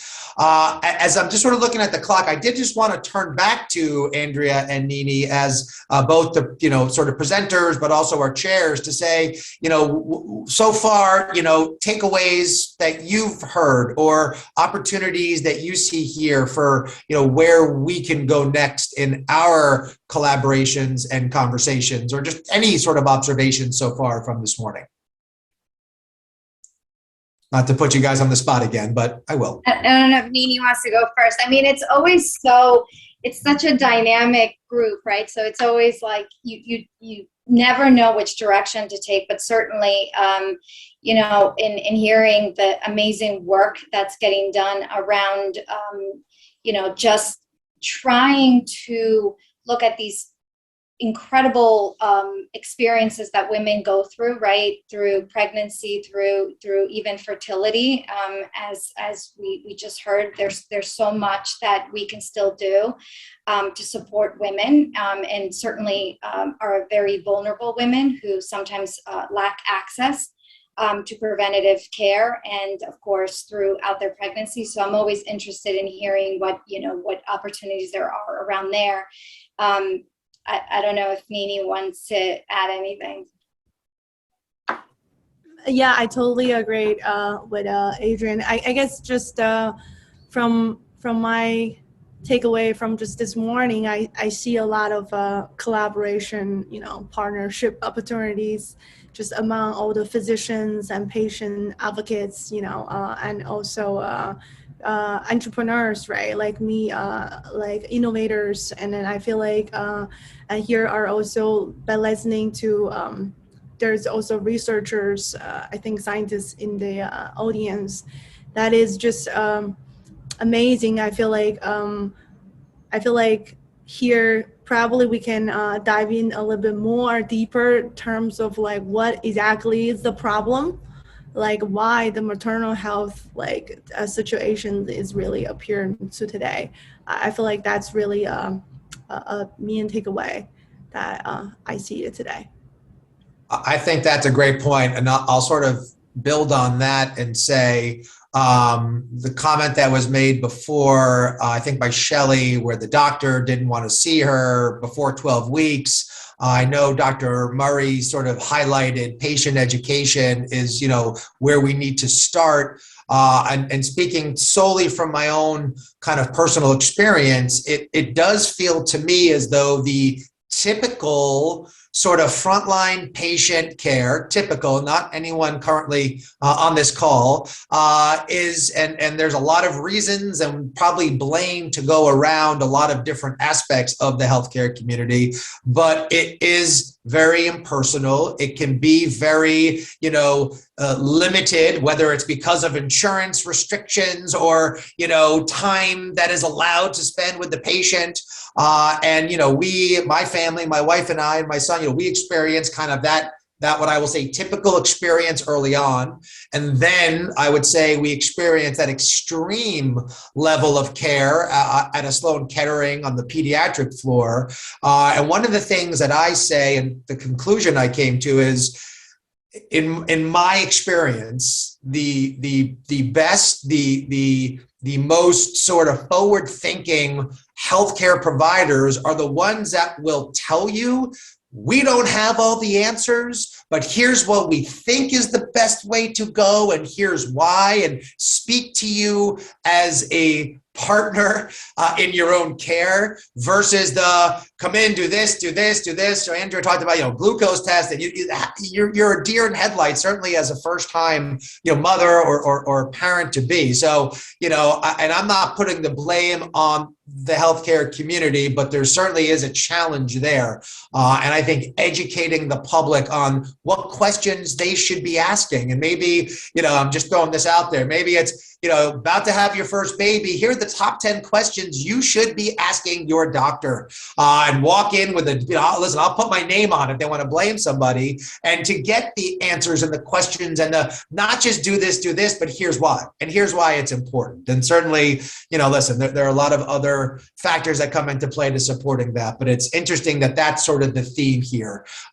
We want to become, as best we can, as the patient, the arbiter of our care, but we want to be able to have those structured conversations with the healthcare providers. And so certainly from Dr. Murray's presentation, you guys are clearly doing it. The successes that you're having, the repeat sort of, care that you're giving, I think supports that tremendously. So again, wheels turning, trying to contribute in my own sort of a tiny way there. I'm just looking at the clock here. Joanne, you tell me, do we want to move on? Do you want anything you want to contribute here? Well, thank you. And thank you for everyone for your kind words. You see the little tear trickling down my cheek. It's very sweet.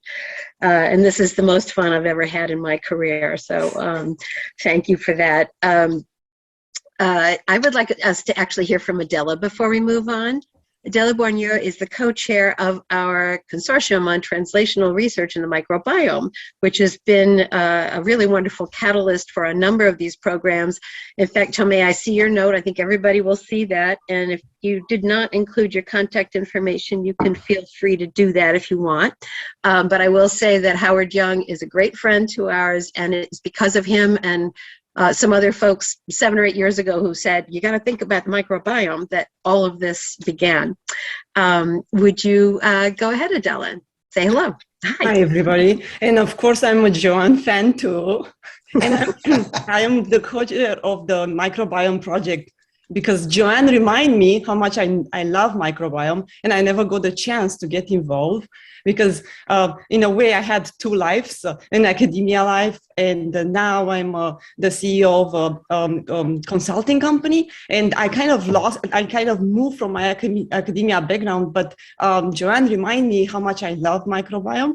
And I think besides my company, which is like my child and my two children, my real children, I realized about the maternal health when I was pregnant with them.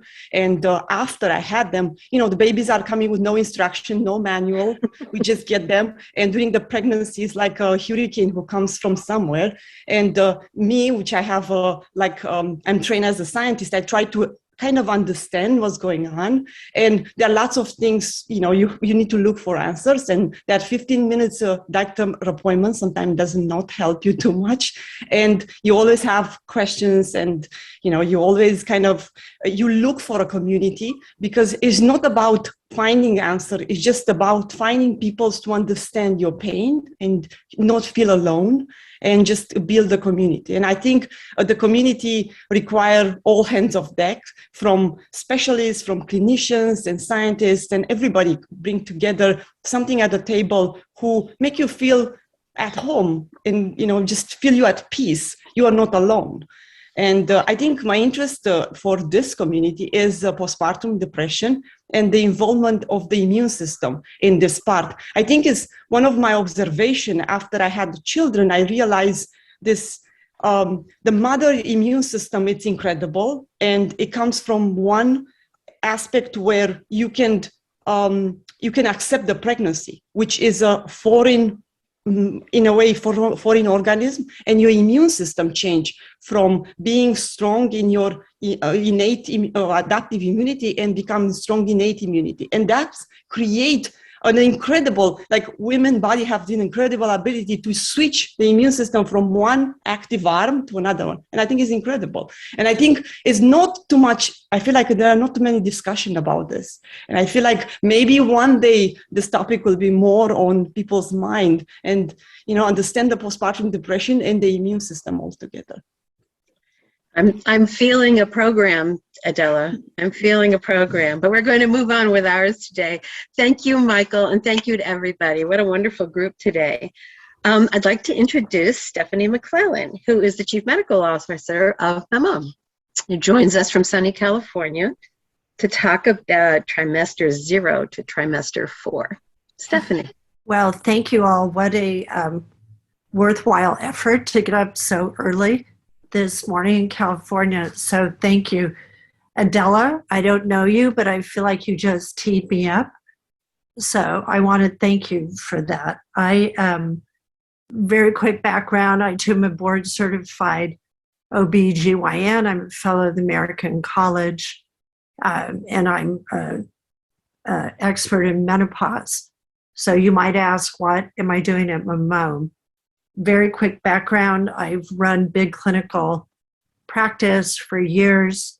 I was recruited about 5 years ago to be CMO of a femtech startup called TIA and got them through that liminal 0 to 1 stage.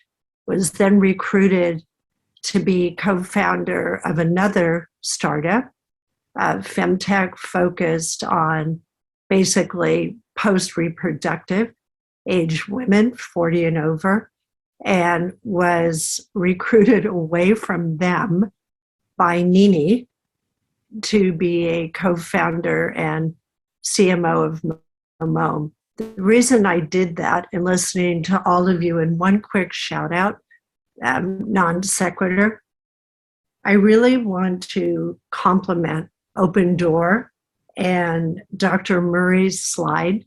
I don't know that any of you who haven't done clinical medicine probably don't appreciate what an impressive number it is that their primary C-section rate in a vulnerable population is 10%. I mean, that's extraordinary. That also ties into what I want to talk about. Their midwifery model, I think, works because by perspective and thinking, they put the patient at the center of the care paradigm and create community, I would say, and diminish the sense of vulnerability and social isolation. Anyway, that was a little wandering, but here I am at MaMome, and the reason I'm here is that I have spent my career participating in improving the system of healthcare delivery, access, efficiency, patient-centric care. I realize that we are not going to crack the embarrassingly bad maternal fetal statistics in this country until we start to create better tools beyond access and efficiency. And I became very interested about 14 years ago in this concept of allostatic load vulnerability from a psychoneuroimmune perspective. So to Adela's point, the neuroimmune communication really influences health and vulnerability in a way that has been poorly taught and certainly poorly implemented in any clinical models that are widely used. So this is why I'm at MaMome. We decided to start with gestational diabetes, not only because it is a very common and real problem in pregnancy, but the solution already incorporates diet as part of the therapeutic program. So we knew that would give us a lower barrier to entry and acceptance. We have to even push the timeline to both ends of pregnancy. The classic OBGYN training starts with, I have a pregnant woman, and my goal is to get them to close to 40 weeks gestation, and the outcome should be a viable baby and a healthy mother. It's a pretty simple goal, very specific roadmap. What it doesn't allow for is what all of you have talked about in different ways here. First of all, they hand you the baby, and most of us, me included, have this dread. Should you be doing this? Am I really prepared, equipped? Is it even safe to send this baby home with me? And so I think trimester 4 has huge opportunity, to borrow from Dr. Porges here on the polyvagal theory of emotion, to equip parents to know how to interface with each other and to interface with their newborn, to create resiliency, adaptability, to minimize frailty. And this comes from everything from, should you nurse? Can you nurse? What formula should I use? How do you create a safe environment? What does noise intrusion, light intrusion do to the developing infant? I can tell you there's not a single OB residency that teaches you any of this. And then we have Trimester Zero. The Amish have a statement, when do you begin to raise a child? And their answer is 100 years before the child is born. They're talking primarily about the literal environment, the soil, the food, but the culture as well. I would extend that thinking to our internal environment, again, referencing back to this concept of allostatic load, and also that we are in fact dynamic neuroimmune mediated creatures that adjust on a real-time basis to both the internal and external environment in which we find ourselves. I would love to see MoMobile, and it actually is our goal, that we become not only early intervention, early assessment of vulnerability, but we actually become that Trimester Zero company looking at women from this point of vulnerability as it has been expressed as allostatic load. I could go on, but I am going to end. And I think I actually came in on time. Thank you. Nicely done. Thank you, Stephanie.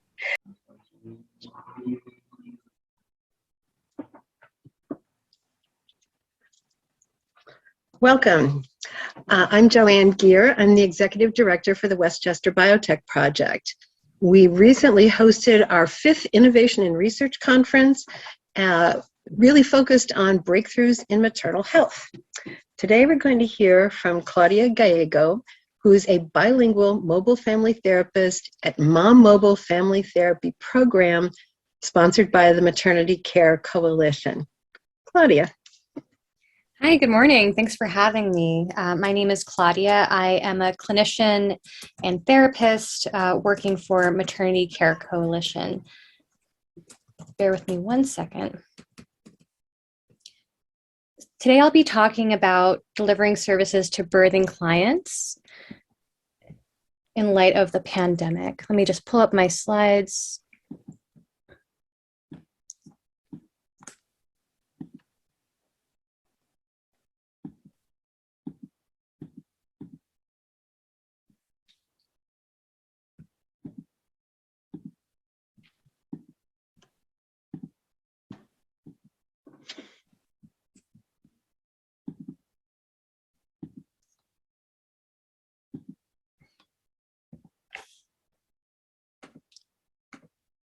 So Maternity Care Coalition was established in 1980 by Philadelphia social justice and health advocates concerned about the welfare of pregnant people and infants in the city. The organization continues to center babies and their families through research, advocacy, education, referrals, and direct service. The mission of Maternity Care Coalition is to improve the health and well-being of pregnant women and parenting families and enhance school readiness for children 0 to 3. Maternity Care Coalition believes in an equitable and just future for all families and is committed to challenging the structures that create barriers to equity. We envision a future where parents impacted by racial and social inequities in southeastern Pennsylvania can birth with dignity, parent with autonomy, and raise babies who are healthy, growing, and thriving. So 2 years into the pandemic, everyone has undeniably been impacted. When considering the mental health support clinicians and I offer our birthing clients and their families, it's important to consider factors contributing to potential trauma and postpartum depression, especially as these can be comorbid conditions. We've seen an increase in intimate partner violence, a decrease in the ability to travel, fewer opportunities to socialize infants and children, more difficulty celebrating milestones like baby showers and birthdays and holidays, a disruption of income and reliable access to needed resources, an increase in family illness and death, and loss of assumptive world. I highlighted this phrase as it really ties into the trauma I feel that has been experienced on an almost universal level during the pandemic. This refers to the assumptions or beliefs that ground, secure, stabilize, and orient people. They comprise our core beliefs. And in the face of death and trauma, these beliefs are severely disrupted, which can overwhelm our ability to cope. And when we think about trauma, that really is the essence of what that experience is. Our ability to cope has been overwhelmed. Now we're going to look at some risk factors for perinatal depression. Some of these include having an unplanned or unwanted pregnancy, having a previous history of depression or other mental illness like bipolar disorder, the baby having health problems or other special needs, difficulty bonding and breastfeeding,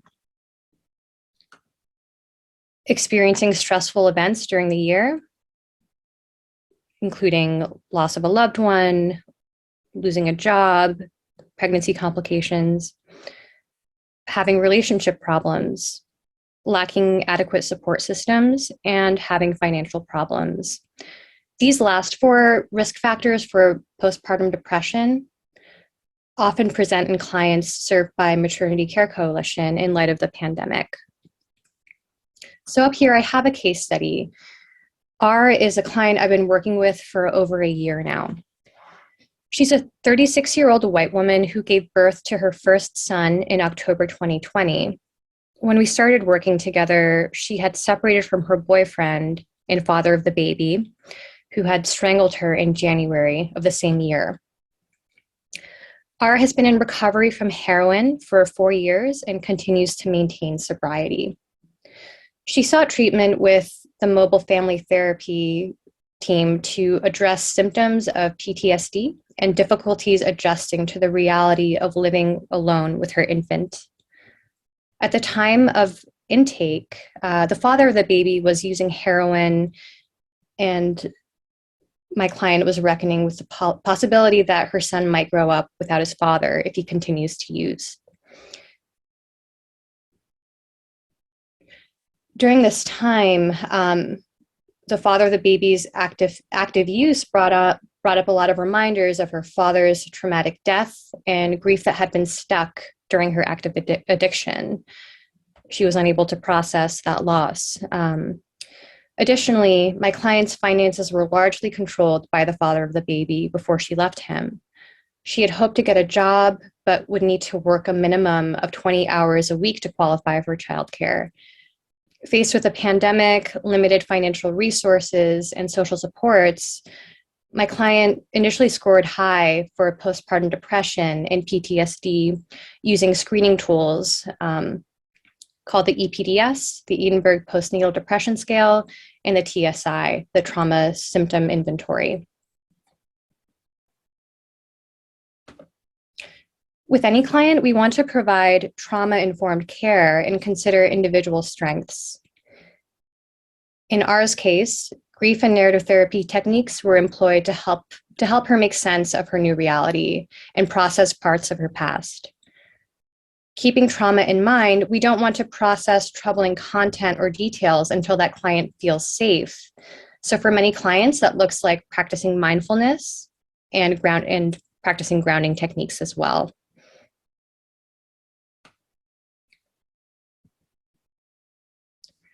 Some clients experience post-traumatic growth, where their negative experiences bring a recognition of personal strength. It also brings the possibility of exploring new areas of their life, improved relationships with others, a greater appreciation for life, and possibly spiritual growth. This kind of growth can occur naturally, or it can be facilitated through education, emotional regulation, disclosure, narrative development, and service.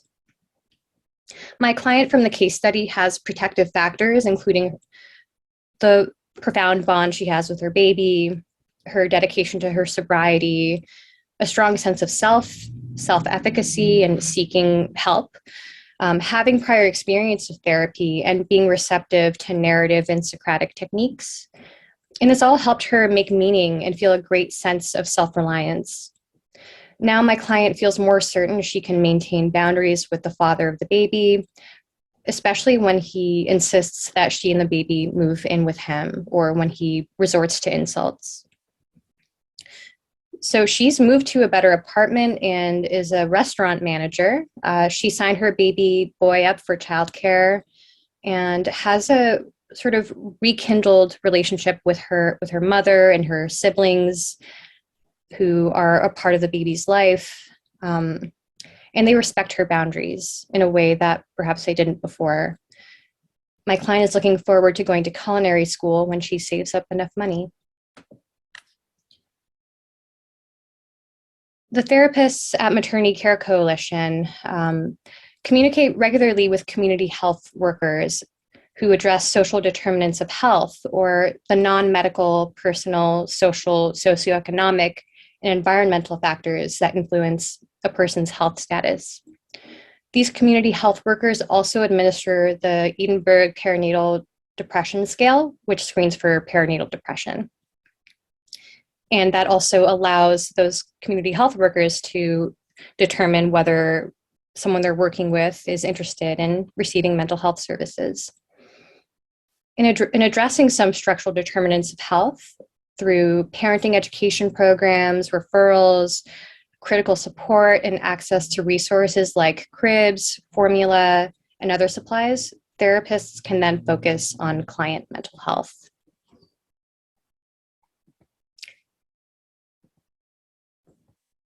So that model really allows for us to provide the care that we do for clients that are most at risk for perinatal depression.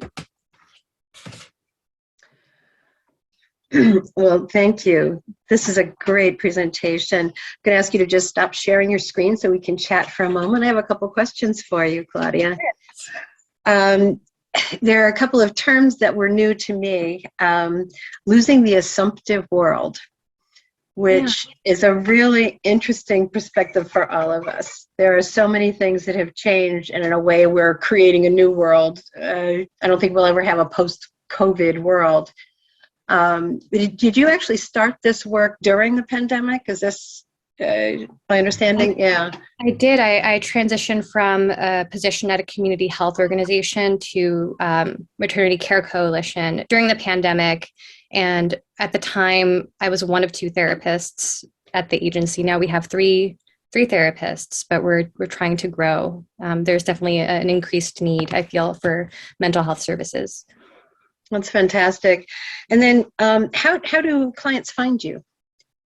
So it really is sort of a referral system, kind of internally. Clients that receive social services through the agency might screen quite high for perinatal depression. And this is something that all the community health workers administer. And, if they score high or are experiencing suicidal ideation, that community health worker will have a conversation with them about whether they're interested in receiving services for mental health.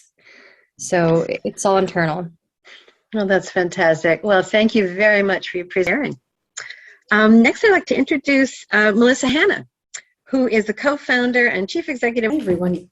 It's great to be here today with Westchester Biotech and to talk about maternal and infant health, which is so vital to having a society that is successful in supporting the growth and development of families, and specifically of new and expecting parents in this extremely vulnerable time.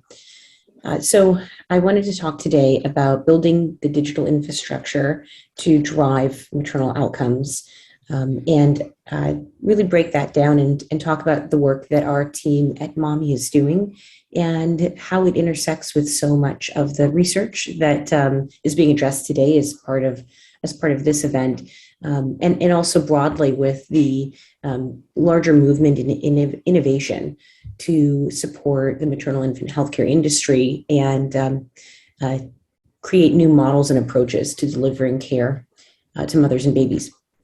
So first, I'll introduce myself. So who am I and why am I here today? Well, as mentioned, I am the CEO and co-founder of MAMee. MAMee is an integrated benefits platform for maternal and infant health.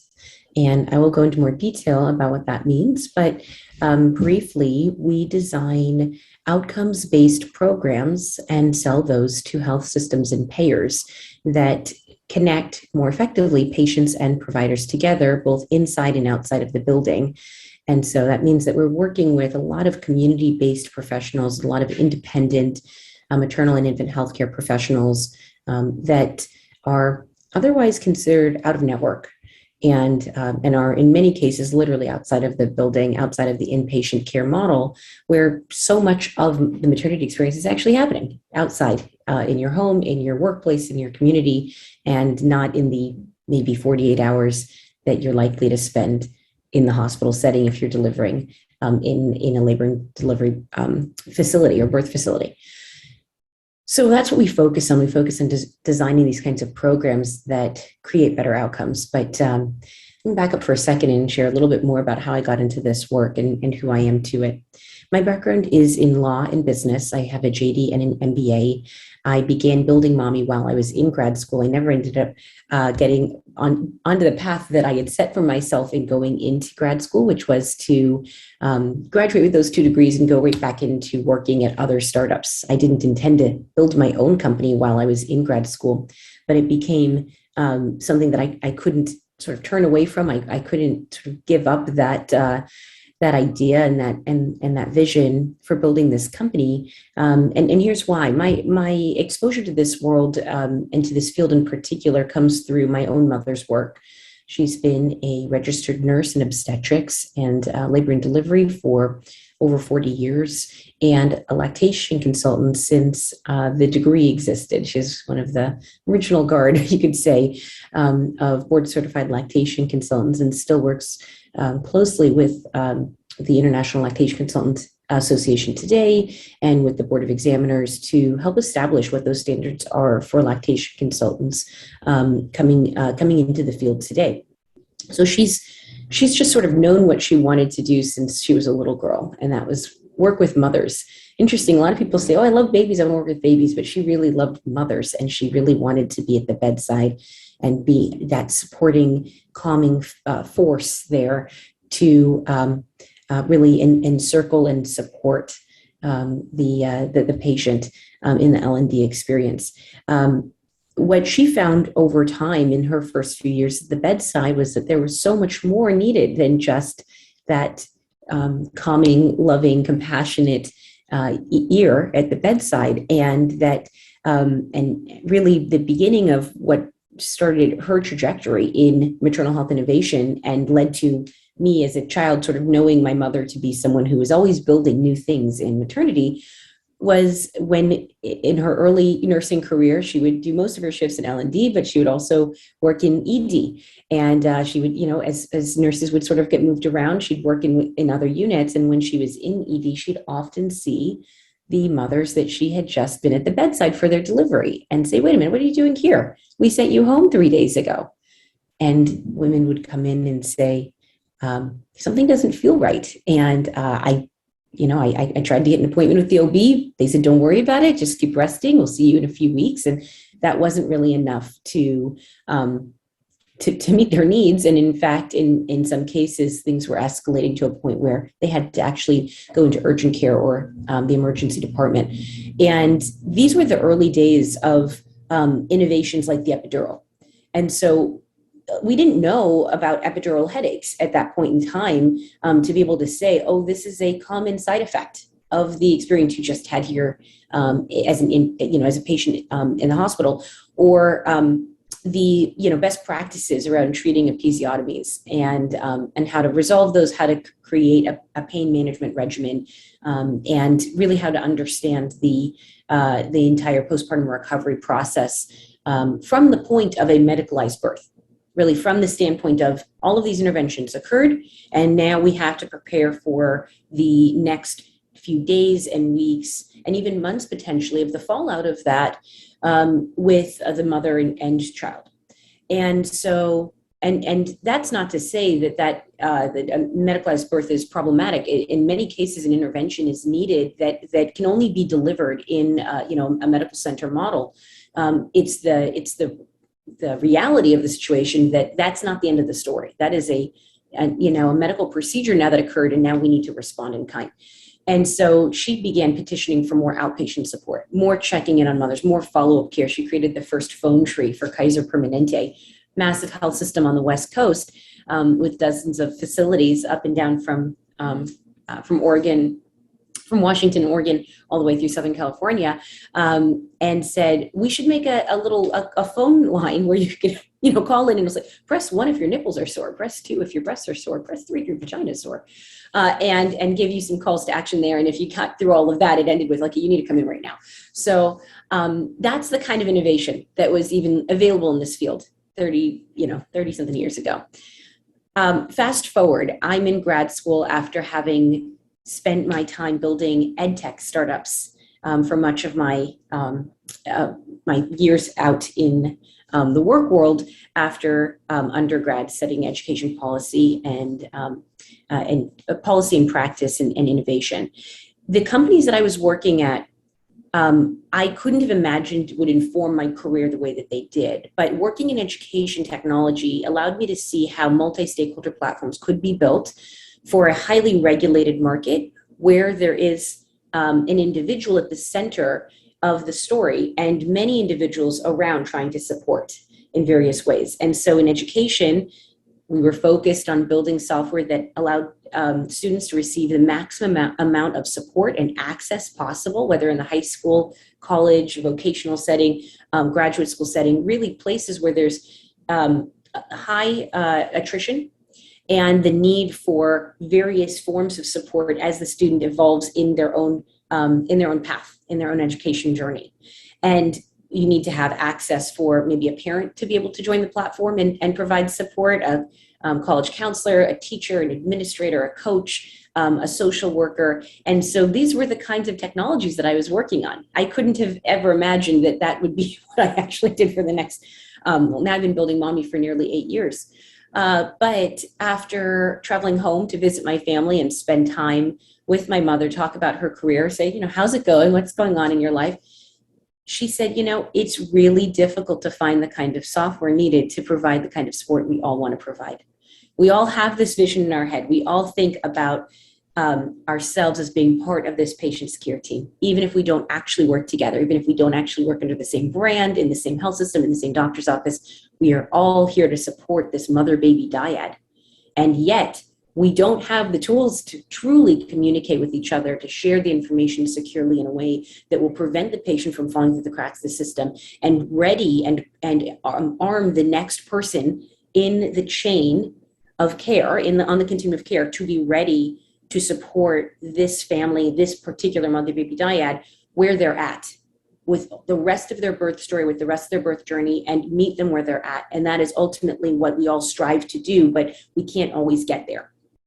And this was after a particularly difficult string of events for her, where she felt like there was just not the kind of lockstep dynamic that she and her team wanted. And I said, that's crazy, because we're doing a bunch of stuff like that in education technology, like that already exists. And she said, you're not going to be able to make that happen in healthcare, because healthcare is just so complicated. And we all somehow end up working against ourselves, even when we don't want to. We have grand visions for change, and we just can't get there. And maternal health is the worst. She said, go do anything else with your life. Don't work in this field. You will be forever depressed and disappointed. And I was like, okay, challenge accepted, Mom. That sounds like what I want to do.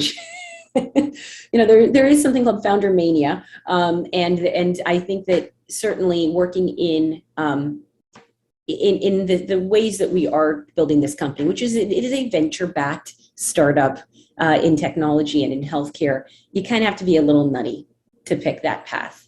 I've got investors that want this to be the biggest thing it can be and support as many families as possible. And I've got staff and team members that are clinicians by training, clinicians in their current life or in previous chapter of their career, now working in advocacy and implementation, in training, in education, in product design, in all different parts of our work, saying the opposite, saying, yes, it could be big, it could be great, it could be $1 billion enterprise, but if we could just take care of one person today, that would be enough.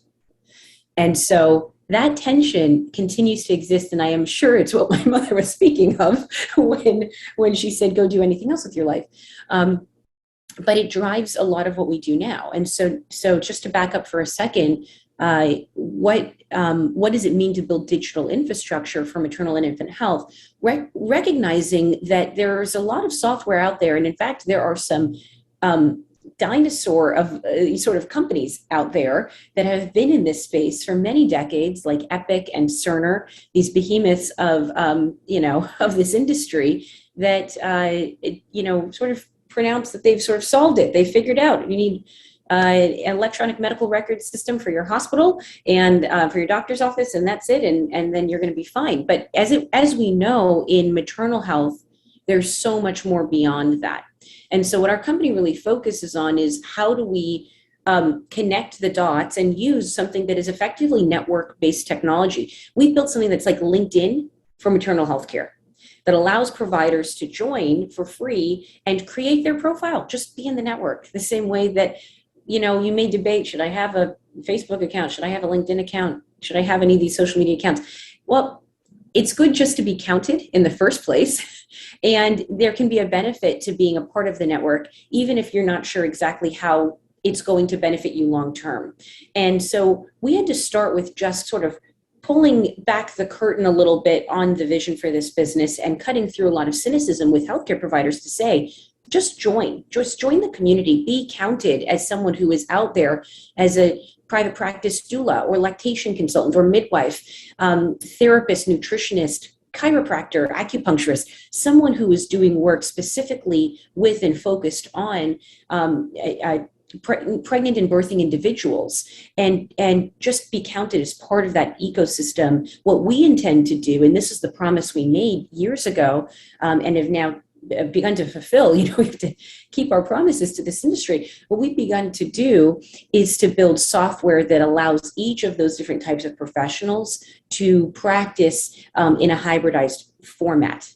And certainly the pandemic has been an accelerant for this work. But well before the pandemic, we knew that whether you're an acupuncturist or chiropractor who needs to see this patient in person to help them with the aches and pains and the sort of readjustment that is needed for the body after a childbirth experience, or you're a lactation consultant who's doing a video call support group with a group of breastfeeding parents. Whatever that is, there are tools that you can use online, digital tools that can help facilitate the delivery of care and grow your practice. And so we really thought about a lot of this work in terms of this online, offline capacity that complementary care, allied health care, alternative care professionals need to have in order to fully participate. And this all comes back to now maternal health outcomes. So building this digital infrastructure meant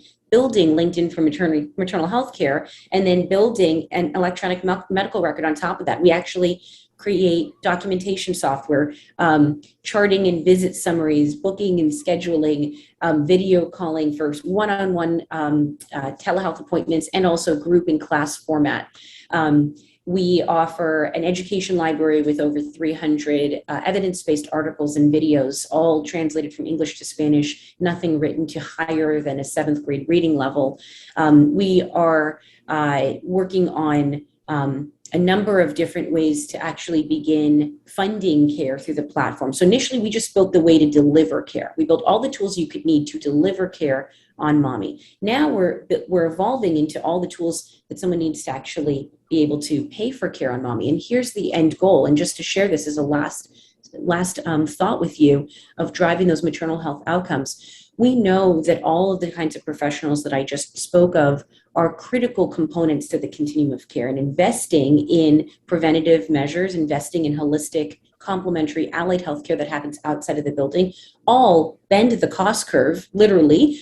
These folks are cheaper in the grand supply chain of delivering babies in this country. That's the first thing. We need to be realistic about this.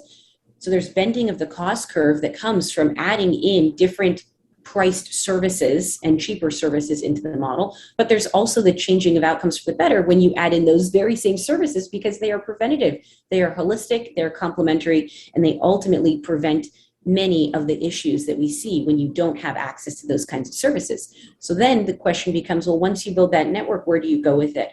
And that brings us back to what Mahmee is. We are actually bundling together these kinds of services, these kinds of providers, and offering this network to payers, to health systems, so that there is no excuse that, sorry, we just don't offer lactation support here. You'll just have to find that on your own. Sorry about that. Or a payer saying, that's just out of network. We just don't have those providers in network. We're actually making those connections possible and really eliminating that excuse that these folks are just out of reach, just inaccessible, both to the patients and ultimately to these systems and billion-dollar players as well. And that's the structural change that we're making. So I will leave you with that. Thank you. Wow. Thank you, Melissa. I'm going to skip over my slides, Denise, and we're going to introduce Fritz Handke in just a moment. But I just wanted to thank you for that. And, these are the kinds of things that have been in the works for, 20, 30 years. We've been saying we need this work. And it's very exciting to hear that it's really happening, and that the what do you call it, the bending the cost curve is, we intuitively know that if you stay healthier, it's cheaper. And, so to be able to really back that up with the data and the connections and bring that into that complex continuum of the insurance company to the patient. I'll just share one little story, and then I'll introduce you, Fritz. But my mom had multiple issues that she had to deal with, and one of the things that helped her the most was swimming. And so my dad, who was an insurance agent, got his company to pay for a YWCA membership, but they said to him, don't tell anybody else we're willing to do it. So, that was 40 years ago, and things have changed a little bit, but not necessarily enough. I want to introduce our good friend, Fritz Handke from Montero Language Services. We've been in partnership this past year, and we'll be continuing on another year. And we really appreciate that it's the programs that that Montero supports are really integral to international sharing of this entire process. Fritz, would you like to introduce yourself? Thank you very much, Joanne. Good morning, everyone over there. Good afternoon. Is there somebody present from Europe? I don't know. How are you? I hope you're enjoying the session so far. Just a very brief speech from my side. Joanne, she mentioned already, we are partnering with Westchester Biotech project since almost 4 years, Joanne. You won't believe it, but it's true. So we are supporting the organization with linguistic services. Linguistic services are related to basically what we call life science. Life science we determine by medical devices, pharmaceutical issues, as well as biotech, and last but not least, clinical research. For clinical research, precisely, we have been driving, I remember already 4 or 5 different webinars. And this is one of the strong points in our companies, together with IP, which stands for intellectual property. This is what Montero's expertise is for, and our company is working on this now for almost 20 years. 20 years with a very low turnover in terms of staff.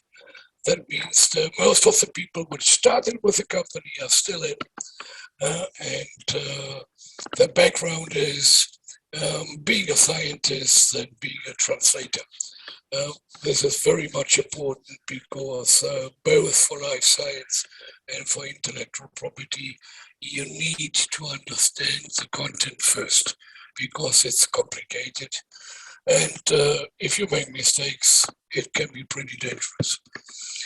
So just from this side, what I would like to do is to support your organization, Joanne, as we have been doing so far, and all the contacts you are gathering, maybe companies and also individuals. This is what we can do to support whenever you need some support for language services, linguistic services in terms of whatever it is, translation, transcription, localization. We are here to help out. Thank you very much.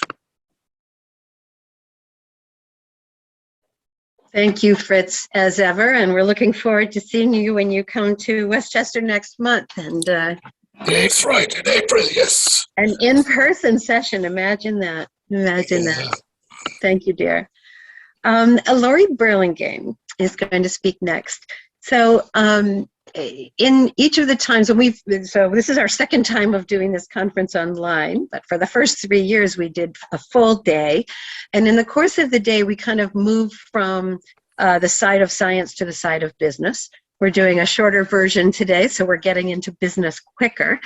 And you've been starting to hear about some of the entrepreneurship that's going on in the maternal health community. So we're going to hear from Laurie Burlingame next, who's going to talk about, like, what does a company go through? Once there's a eureka, what are the next steps to actually getting finally a business that can get to patients? Laurie, welcome. Thanks so much, Joanne, and it's nice to meet everyone. My name's Laurie, and I'm a partner in the Life Sciences group at Goodwin Procter, a law firm that has, well, I'm out of the Boston office, but we have offices in New York and California, and I work exclusively with life science companies, and my favorite is actually working with the crazy entrepreneur startups, as Melissa said you must be in order to want to do this kind of work. No, I think that I truly admire folks who do this. It's just so amazing. So I actually love when folks haven't really done anything yet, and they sort of just have a great idea and are like, where do I go with this great R&D R&D idea to actually bring it to commercialization. And the reason I like that is because like sometimes people do stuff before coming to see any attorneys and then they don't do the right stuff, or they've done a lot of stuff and they don't document it, which really scares me because then later on you can have all sorts of issues. So I think the big first thing is, so if you have an an R&D project and you think, wow, this could actually be a great project, one of the first things to consider is potential liability associated with running that as a business. So unfortunately, if you don't have it under the umbrella of a corporation or a limited liability company, any issues that come out would be personal liability on you and any other founders. And that can be a serious issue because basically people could come out of your assets. So to the extent, you're running clinical trials or things of that nature, you have to be really careful. You could have insurance that would cover it, but if you're not running it under a project or a lab or in your own sort of company, you could be responsible for any issues that happen, which would not be a great situation for you. So you basically, if you decide you're going to start a company, we often suggest that folks do form companies or limited liability companies in Delaware. Now, not that we have anything against anywhere else, it's just that that's a pretty well-known jurisdiction for investors, and so they're comfortable with the law. The law is quite favorable to companies as well. So in order, for example, there's these fiduciary duties, and basically, unless you do something really, really, really bad, it's hard to prove that, basically you need to be defrauding someone or willfully misleading them in order to be liable for things you do in a company. So that's why we suggest Delaware. If you contact with sort of an organization that does business plan competitions, a lot of law schools actually have student teams that are run that can help you do formation of corporations. Goodwin actually has its own document driver where you can create these documents for starting an entity completely free, and they've been vetted multiple times. In case you want to save money as opposed to talking to a lawyer directly, that's a good way to go about, the formation process. Things to think about in the formation process, I think the main thing is how you dole out equity to all of the founding members of the team. Sometimes we see issues at this stage in that folks are like, oh, let's just do, let's split it down equally between all of the founders. And they don't think about things like vesting and making sure that people are committed to the company for the future before they actually earn the stock. So it's an important thing to think about. It's an important conversation. I know from experience, entrepreneurs don't like to have those conversations with each other, but we do recommend having them. Oftentimes what we say is that equity should be tied to the roles that you're going to play. So if someone's going to be CEO, generally that person will have a higher equity stake than someone who's going to not be performing that role, for example. And I think maybe people have read about sort of the nightmares of some of the companies that have started and become very successful and did not have vesting tied to their shares, startup shares in the company. And basically one of the founders walked and was able to take all of their equity with them and benefit, even though they basically did nothing and the other people had to do all of the work. So it's really important to think about vesting, which generally can be tied to time. So over a certain period of time, you earn shares. Generally, we say people should stay for at least a year before they get anything, and then it can vest quarterly, yearly, monthly. There's also performance-based equity, which means the shares will vest once some particular event has happened. So it might be, for example, if you have a CMO or someone of that nature, it could be something on the clinical side that has to happen. So that's just, there's other corporate formalities, like you need to have officers, you have directors on the board, but I think doing the equity split is really the most important thing to think about at the beginning when you form the company. The other thing I tell people that they really should do is make sure that they start thinking about having a very comprehensive business plan. And the things to think about so that they can go out to investors with this business plan. And the important things to think about in the business plan, aside from highlighting the team and why you're the right team to get this done, there's a couple of other things that I think is really important to think about. One is, what's your intellectual property? Is it going to be, are you going to license patents from a university? Are you going to create new patents? Is there know-how? Are you going to trademark anything? And I especially think if you're thinking in biotech, a lot of times there's a real focus on patent and patent strategy. So you need to have some understanding of how you're going to move forward. Now, you don't necessarily need to have a full license to everything that you potentially need in order to move forward with funding. I have seen definitely funders who are willing to fund just based on having an option to license from a university, and provided that it's at some, some low amount of funding or something like that. So that can be a way to get around doing a full license before you really know what's going to go on. So IP is one thing to think about for your business plan. Another thing to think about is regulatory pathway. I think a lot of times you don't need to know the complete regulatory pathway. Don't get me wrong. You don't need to go out and do a ton of analysis, but it is a question that I've seen that if investors do not think about in the beginning, that investors are kind of like, what are you need to know where you're going to go from here, especially, for example, if you're doing a med device. You want to know if you're going to be a 510K device. Are you going to need to actually do a PMA? Diagnostics can be really tricky, for example. Pharmaceuticals, just some sort of notion of, do you know how many trials you are going to need, things of that nature. So it's just important to have a notion of where you're going to go in the regulatory process. You also need to know how you're going to approach the market. I think a lot of times people have projects and ideas, but they're not sure actually how they're going to get to market. Is it going to be direct to consumer? Are you going to go through particular groups of physicians? Are you going to go directly to insurers? How are you going to get your product out there? What do you think your best path to market and your success is going to be? So that's another thing that folks need to like to see in business plans, along with if you've thought about, for example, reimbursement pathway. Now, a lot of times that's really, really early, but I have seen a lot of questions from investors being, well, have you thought, is this product even reimbursable? Is it only going to be a consumer pay service? And investors want to make sure that you've thought about that moving forward. And finally, you need to understand your competitors.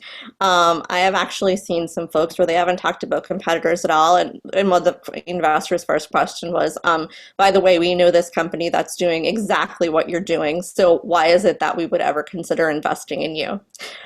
So those are kind of the important things I like to highlight for people to have a notion of in their business plan, their marketing deck, before they even think of talking to investors, just because it's important.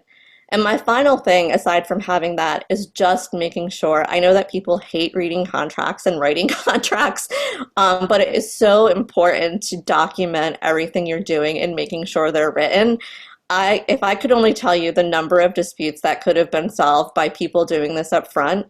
And I know it sounds crazy, but one of the strangest areas where this has come into play is if, as an entrepreneur, you decide to work with like a business school student or a business school intern in sort of like a business plan competition where you can raise funds in a non-dilutive manner.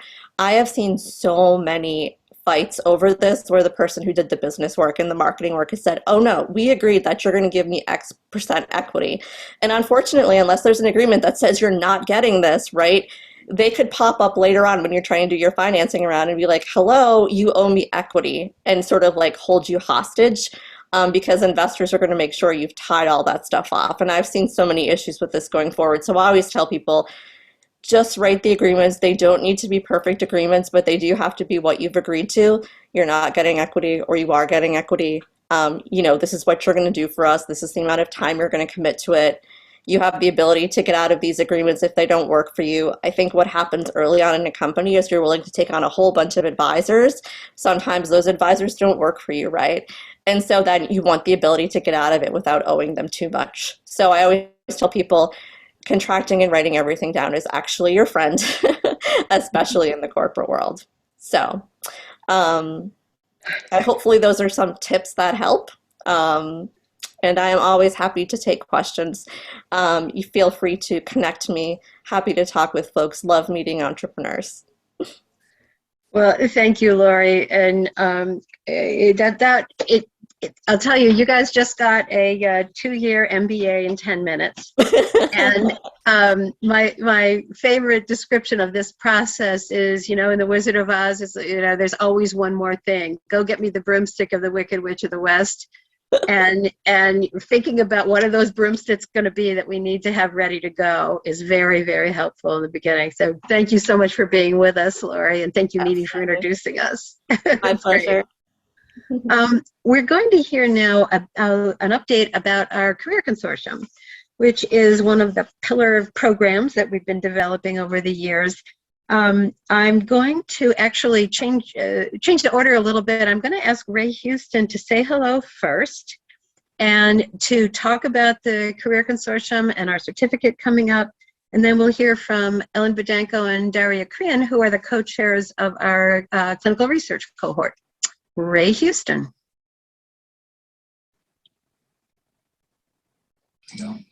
And get the video to work. Good morning, everybody. Hello, I'm so glad to be here. I am Ray Houston. I'm the Dean for the School of Mathematics, Science, and Engineering here at Westchester Community College. And along with my partner in crime, Carla Romney, we are the leaders of the Career Consortium as part of the Westchester Biotech Project.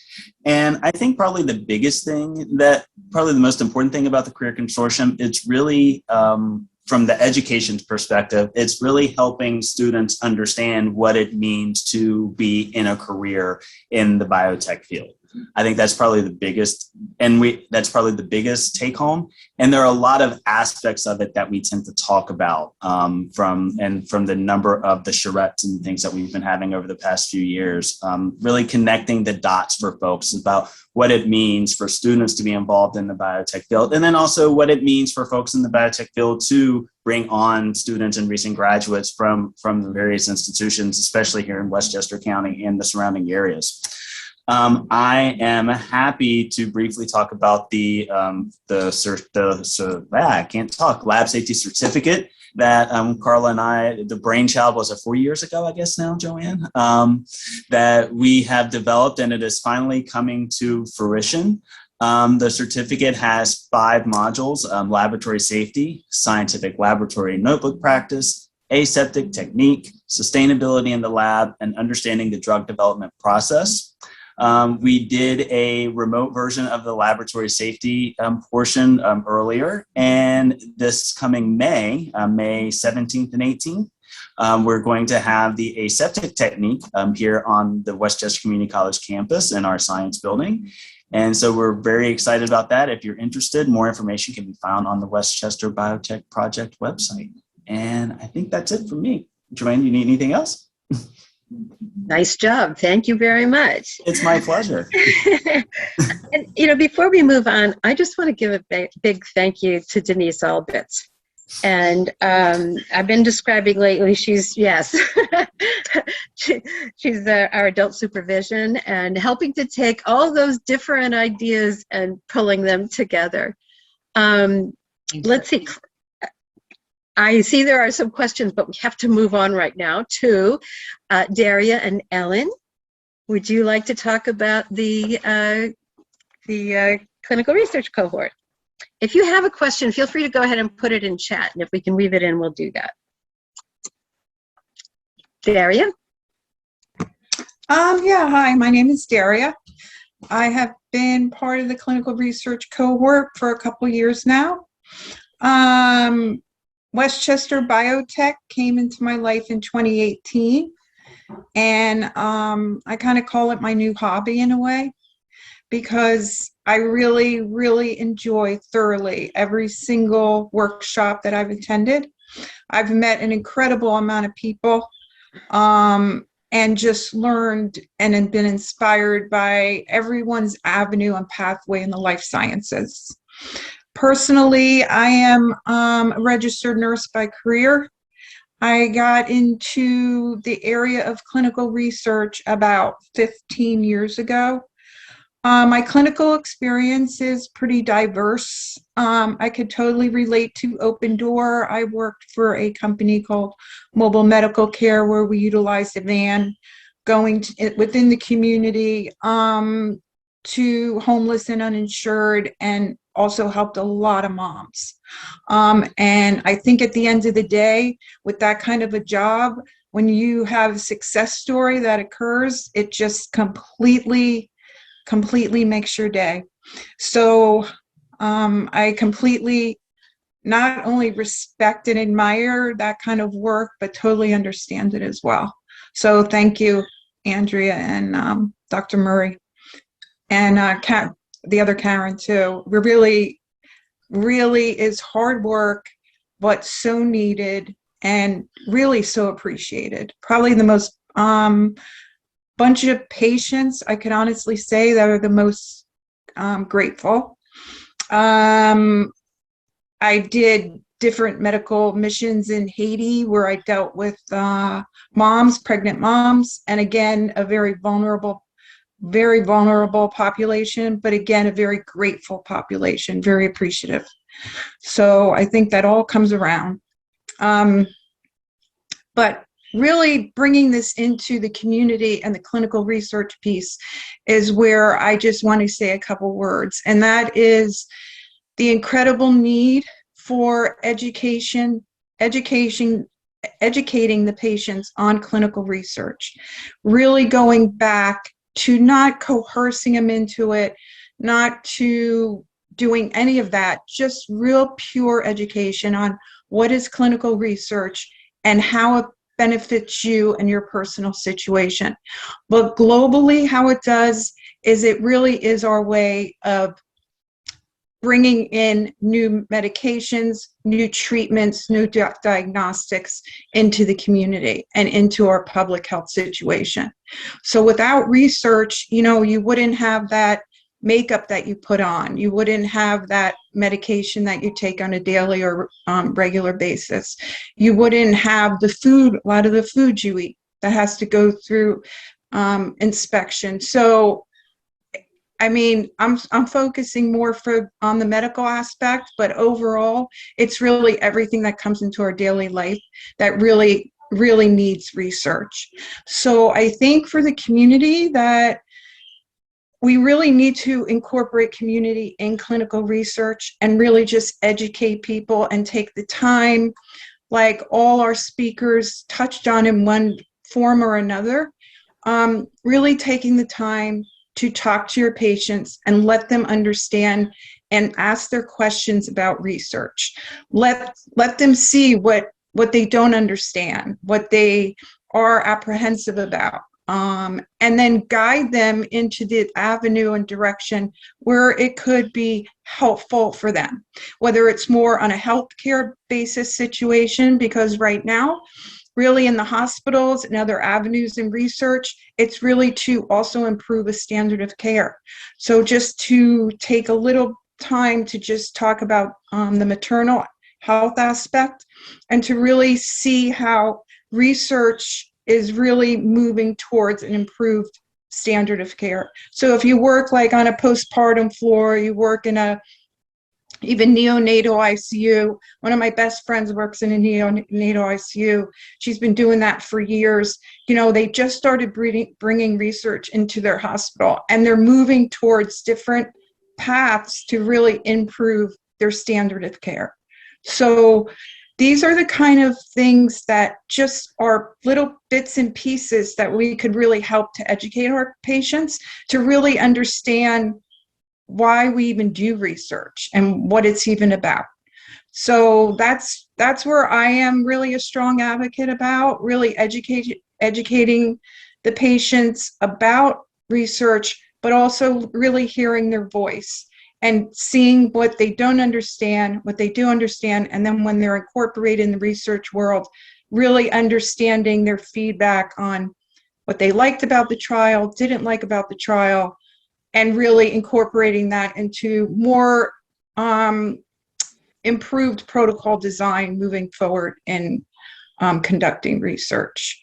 So I want to thank everybody, though. The speakers were great. This has really been a great workshop, as usual. So thank you, Michael, Joanne, Denise, and everybody for your time today. Thank you, Daria. Mm-hmm.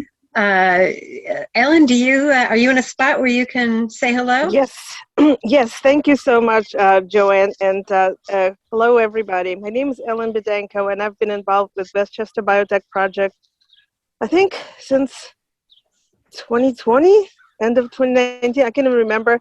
Daria brought me in Thank you, Daria. And I have to make a disclaimer. I've been incommunicado for the past almost a month since the war in Ukraine broke out, because I'm from Kharkiv and pretty much been subsumed by doing everything I can to help people in Ukraine. But clinical research still remains one of my, I would say, really passions, as it turns out.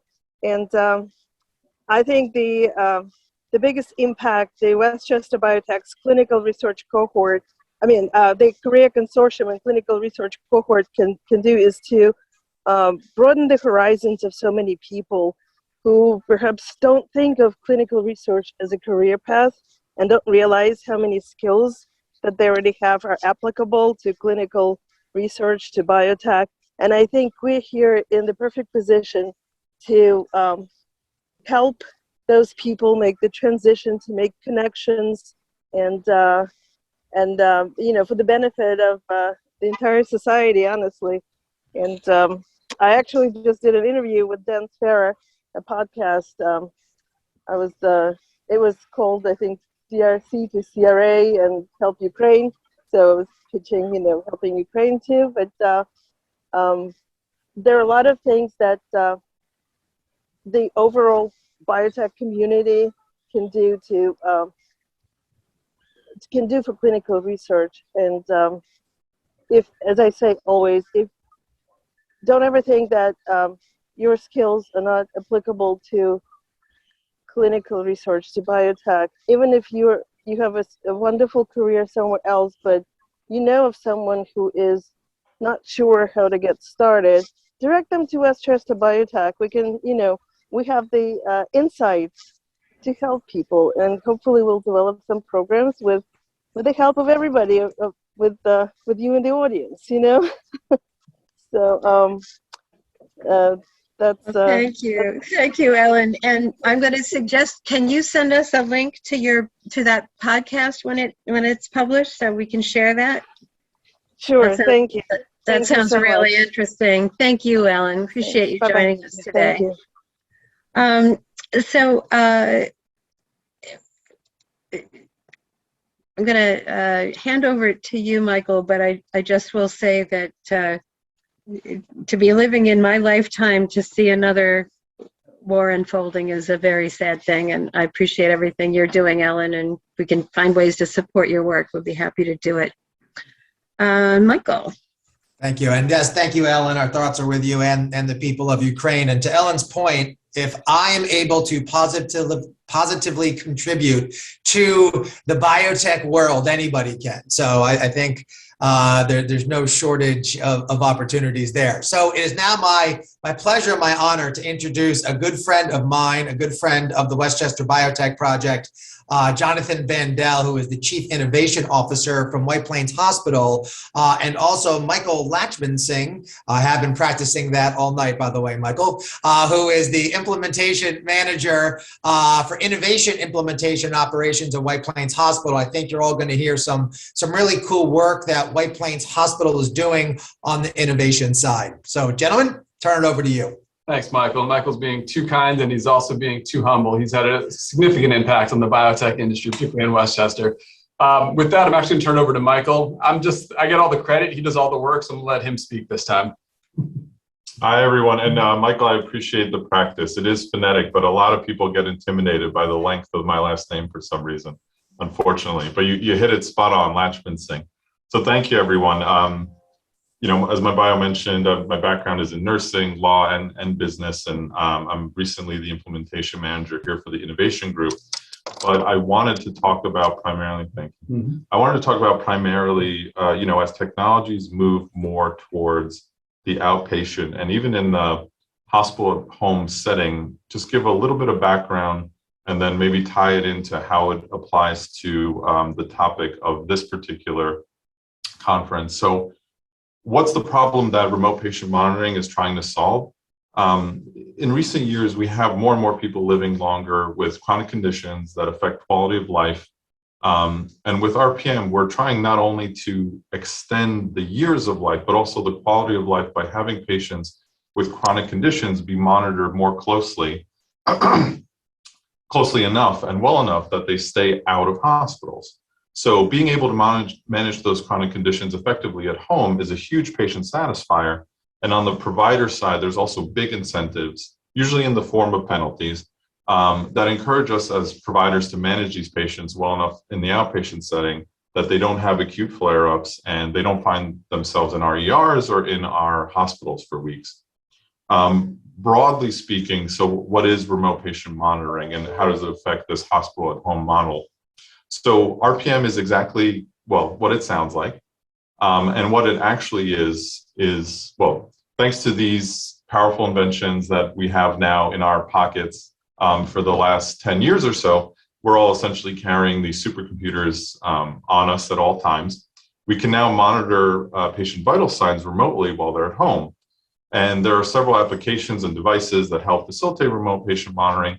But at its core, RPM is essentially when you download an application that functions as a platform that creates a patient portal that records your specific or your patient's vital signs. And it acts almost as like a digital patient journal. And because this application is on your smartphone, it can pair with one of, at this point, literally hundreds of Bluetooth-enabled devices that gather vital signs. And these devices range from blood pressure monitors, pulse oximeters, spirometers, scales, glucometers, and the list goes on. And frankly, it's growing every day. But essentially, if you have a patient with a chronic condition that is, engaged enough in their care, you enroll them into one of these remote patient monitoring programs, like our health system has, and the patient hopefully takes at least one vital sign a day, ideally more.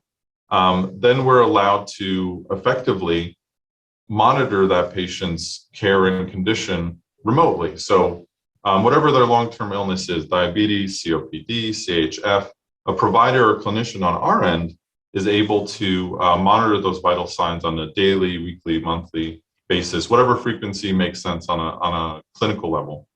So this allows for providers to monitor the trends in the patient's physiology. For instance, if a patient's weight goes up or their heart rate or blood pressure is too high, despite being on the right medications, based on that data, we can schedule that patient for a virtual appointment. We can schedule that patient for an outpatient visit, or with the patient's provider, we can work on taking a closer look at what's going on with the patient and adjust their medications remotely. So all of this is the goal of improving the patient's quality of life because of their symptoms, because their symptoms are being managed better or more effectively while they're at home, and it helps keep them out of the hospital. So, and as the last thing, how does this tie into today's particular topic? So while it's still fairly cutting edge, there are startups out there that are creating kits and materials that test for infection via blood or via urinalysis with the same level of accuracy as having it done at your doctor's office.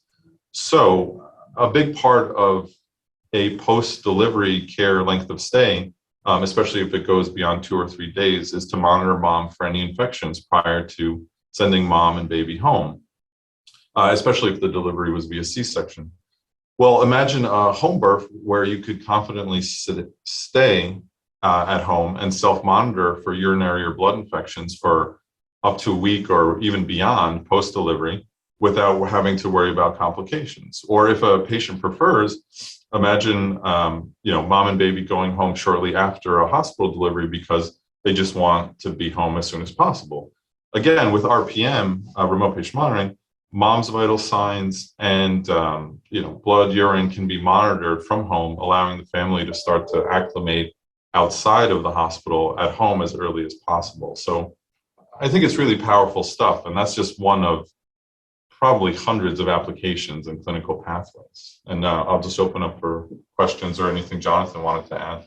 No, the only thing I'll add, since it's consistent with what we heard earlier in the conference, in terms of our structure, some of you may know, some of you may not. So we essentially, I run a corporate venture fund. So here at West Plains Hospital, we actually capitalize early stage health tech that we can then deploy across our system. And so the RPM technologies that Michael's referring to, in a lot of cases, are companies that we've identified early on and we have invested in. So we help try to scale the companies that way through collaboration and through trial and error and creating sort of a playground for experimentation. And at the same time, it's an arbitrage play for us too. If the company is successful, obviously we'll generate a return on the investment. So I'll just add that as well. But he did great, right? It's a good job. Nice job. That's right. You know, we've heard from just about everyone on the call, and with no warning, I'm going to call on, I hope I'm saying this right, Manpreet Randhawa. Would you like to unmute yourself, put your camera on, just introduce yourself and ask a question if you have one? Manpreet?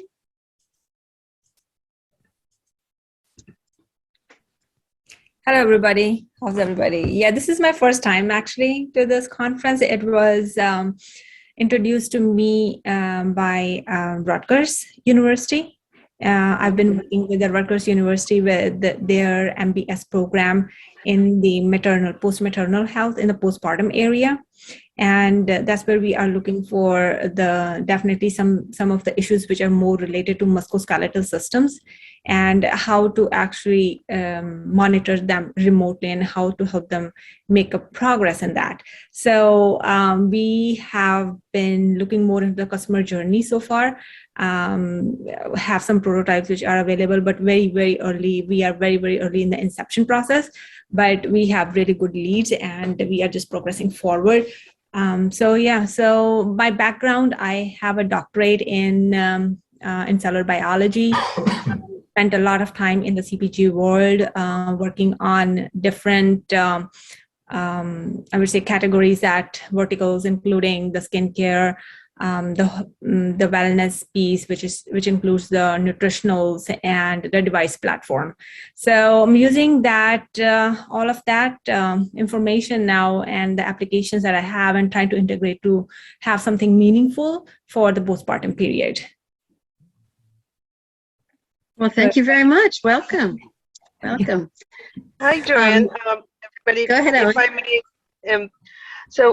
listening about the remote patient monitoring and again, going through with what's happening in Ukraine, and I'm sure everybody saw the Mariupol birth center being bombed, and in my native city, a lot of women give birth in the shelters, in the basements, and I was thinking just now, research perhaps devices that would allow monitoring, remote monitoring, even remote, like people could sit anywhere, qualified physicians and nurses to monitor the newborns, the mothers, and the whole aspect of disaster management. And there's a lot more research that needs to be done in there. And just those thoughts swirled in my head.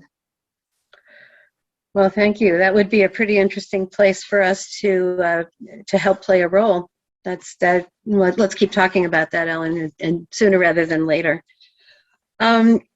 It's unprecedented, but we're actually going to start our next talk 2 minutes early. Yasmin, can you imagine? Have you ever been to a conference where anybody started early? Well done. Well done. Yasmin Patty has presented with us. She was at our last in-person session, several of you were, on February 27th, 2020, just before everything closed down.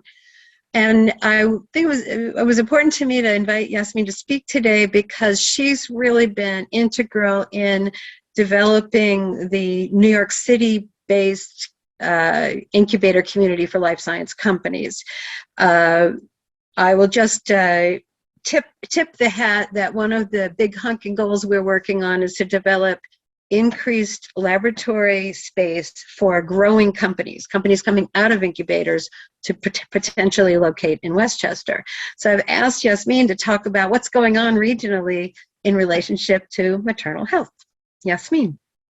Great, thank you, Joanne. Yeah, like Joanne said, I've been working in the New York City biotech community for almost 20 years. My career started at the EDC. My background is in real estate and planning, but I started at the Economic Development Corporation under Mayor Bloomberg, the early 2000s, where he had just come from Boston and said, if they can do biotech, why can't we? And so the biggest hurdle at that time was the lack of space. We were turning out companies and as the gentleman from White Plains indicated, and all these discussions this morning, there's a ton of brain power, there's a ton of innovation coming out of the New York region, but for so many years they upon becoming a company, these folks moved to Boston, to San Francisco, North Carolina, elsewhere, right? So the goal is to keep them here. So my sort of baby was to get what is now the Alexandria Center on the East Side built. And since then, like Joanne mentioned, there have been incubators that have opened. I think we've got about 150,000 square feet of incubator space in the city. We also have over 2 million feet of next stage space around the city, mostly in Manhattan and Queens, a little bit in Brooklyn. I will say one thing that we are missing, so something to think about for Westchester is that sort of immediate next stage. So if incubators are housing companies from 2-person to 10-person companies, the spaces we have now, the larger buildings we have now, are in the sort of 10,000 feet and up, and that's really suitable for 20 people and up.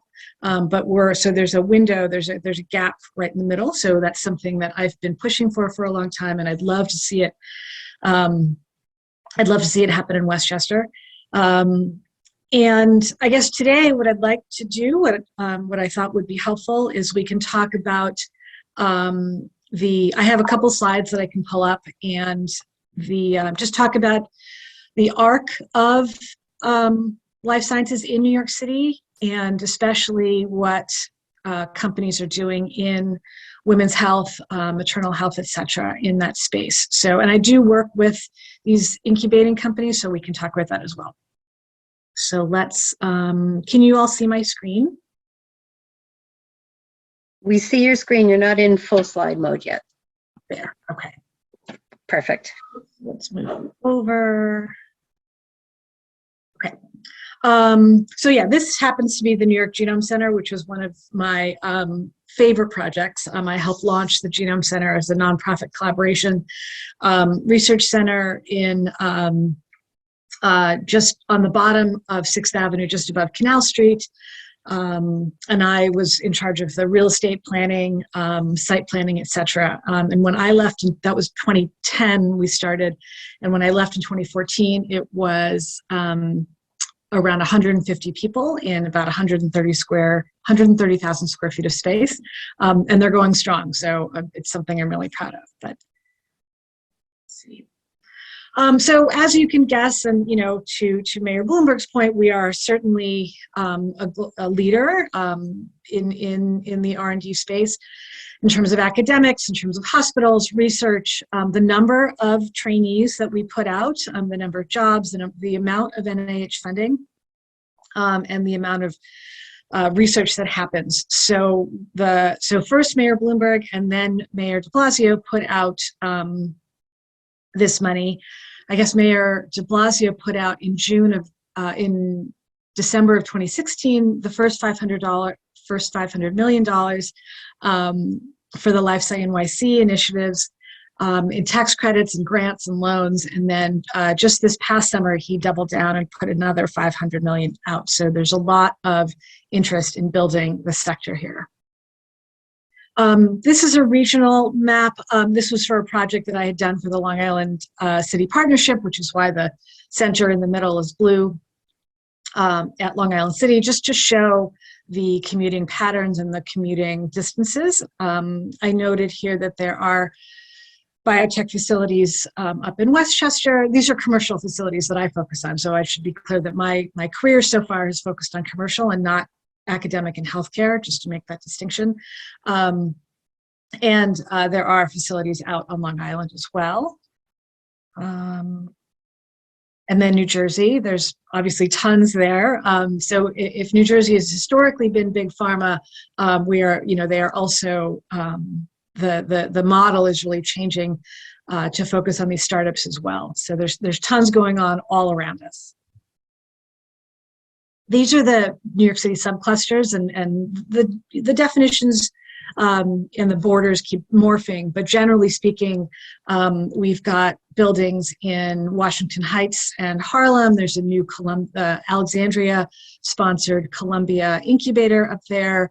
A new building, called the Tasty Building, was just had a ribbon cutting last week with the mayor and the governor, sorry.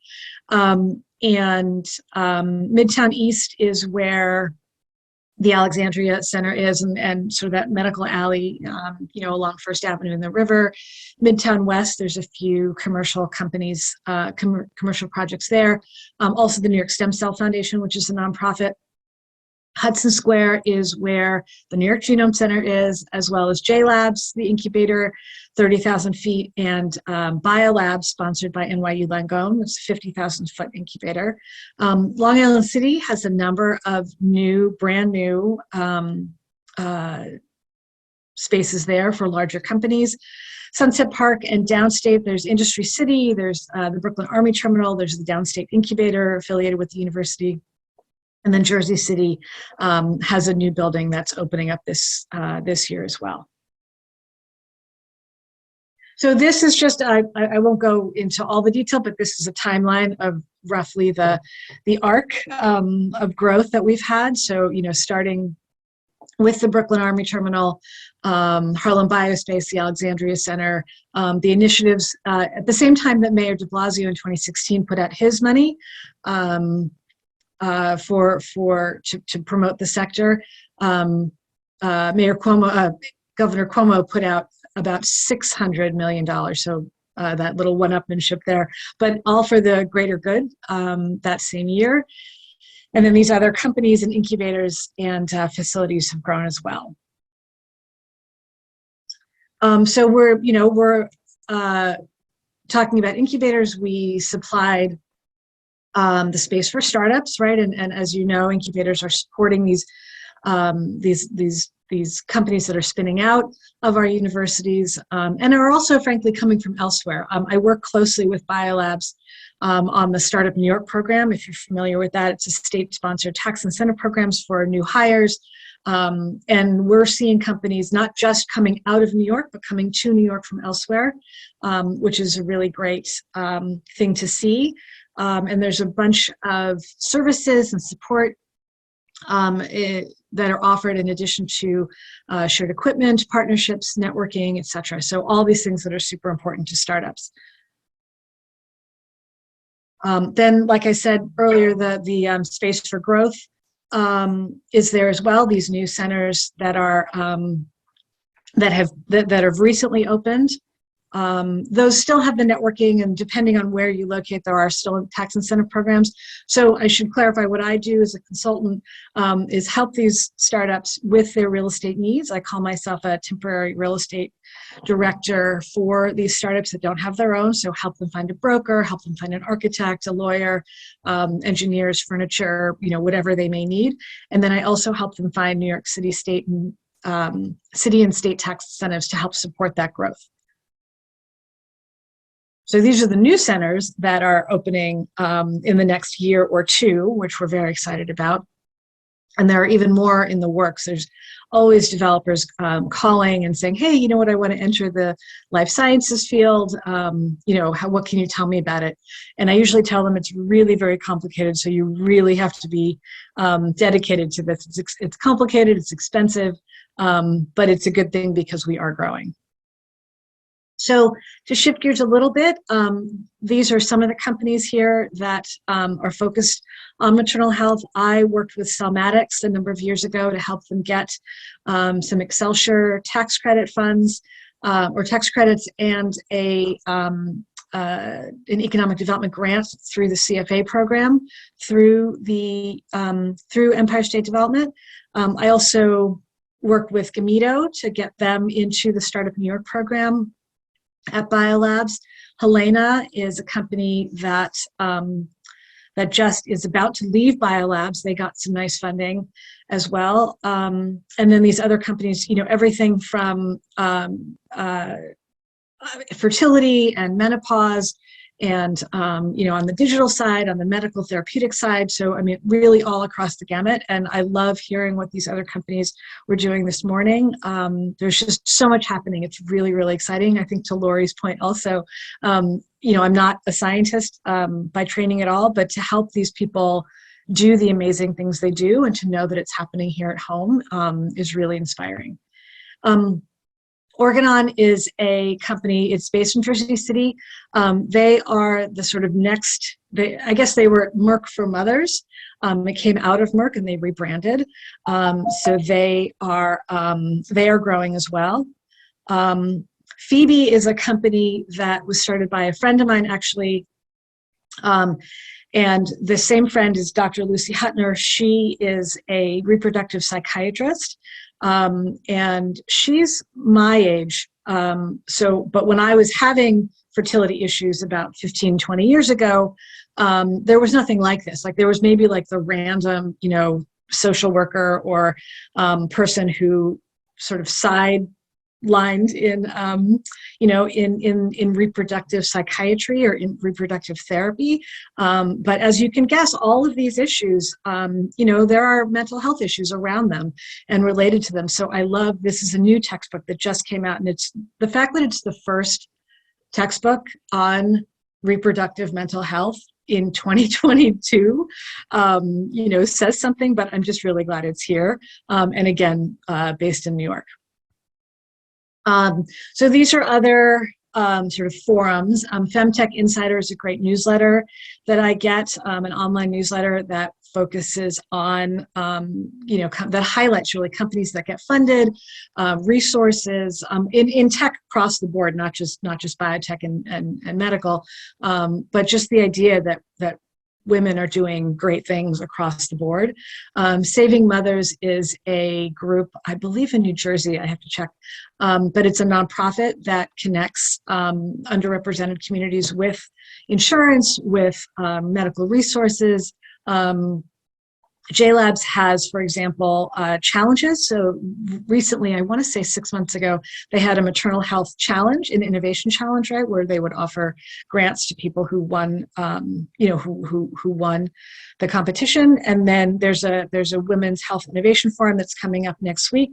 It is in Scotland, but it's also virtual. So I love all the growth of efforts and platforms to connect in different ways.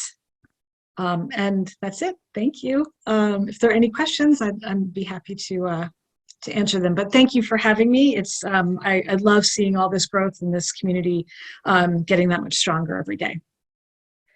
Well, thank you, Yasmin. And we do have a moment for one question, if anybody has a burning one, and then we're going to ask our co-chairs and my co-founder to close the day for us.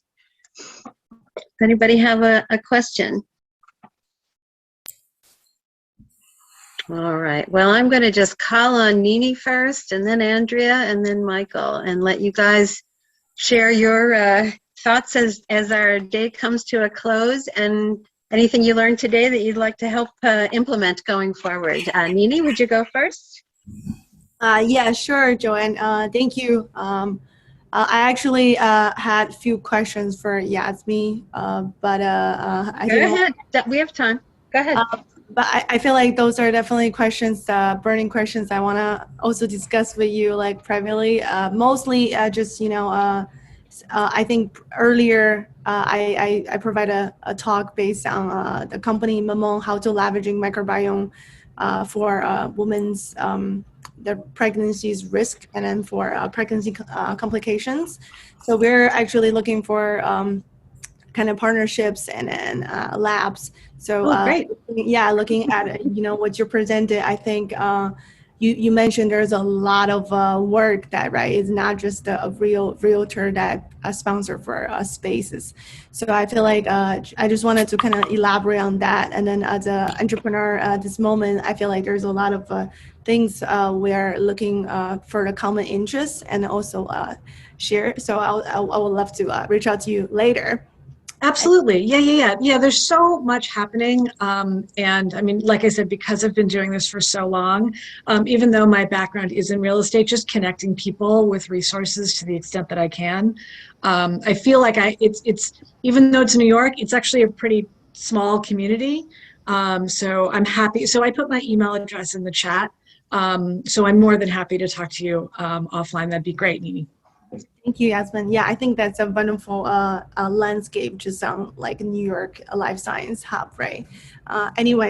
So I guess I will be the first one to close today. I just want to thank all the speakers and panelists today. I think I didn't think it was going to be this amazing. I think as how Joanne planned it, the calendar, I think the flow, the order, from the clinical research and to the commercialization, the innovation, and all the people here, the providers, the doctors, everyone here putting their hard work here today. So I just really wanted to thank you, everyone, and then for showing the passion and showed up today to talk about this important topic. And then, the rest I'll pass to Adrian. I mean, what else can I say, right? An incredible morning. I think, I can't believe it's almost 12 o'clock. It went by so quickly. It's been an incredible experience to meet some of you for the first time, and I look forward to continuing the conversation. I think this forum is just, such a great avenue for continued, experience and learning from one another, that I just really, really enjoy this work. I just want to, of course, thank everyone for attending. Thank Joanne and Denise and Michael for, inviting us and having us here, and look forward to the next time. All right. Michael, bring us home.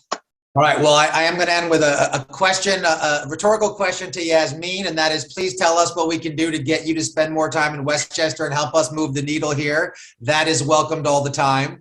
I want to just mention, I see it looks like Jonathan Bandel, I think he left, but Jonathan and his team have really bridged a fascinating gap between funding for ROI, but solving for problems with the companies that they have incubated. And I would encourage anyone who's looking for some direction from a funding strategic standpoint to reach out to him.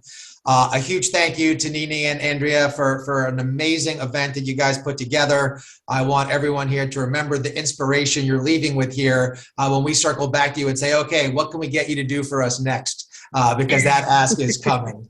A big thank you again to Denise for all of her unbelievable, Denise Albit's hard work and keeping us on track, looking clean and put together and like functioning adults. So we appreciate that. And of course, Joanne, thank you for all of your commitment, passion, and hard work, which, not just for this organization, but as evidenced by some of the comments today, has certainly expanded beyond communities, beyond quantifiable levels, I would think. So I would just say again, thank you all again for your contributions, for inspiring me, and look forward to tackling the next subject soon. So stay safe and be well and enjoy some warm weather soon.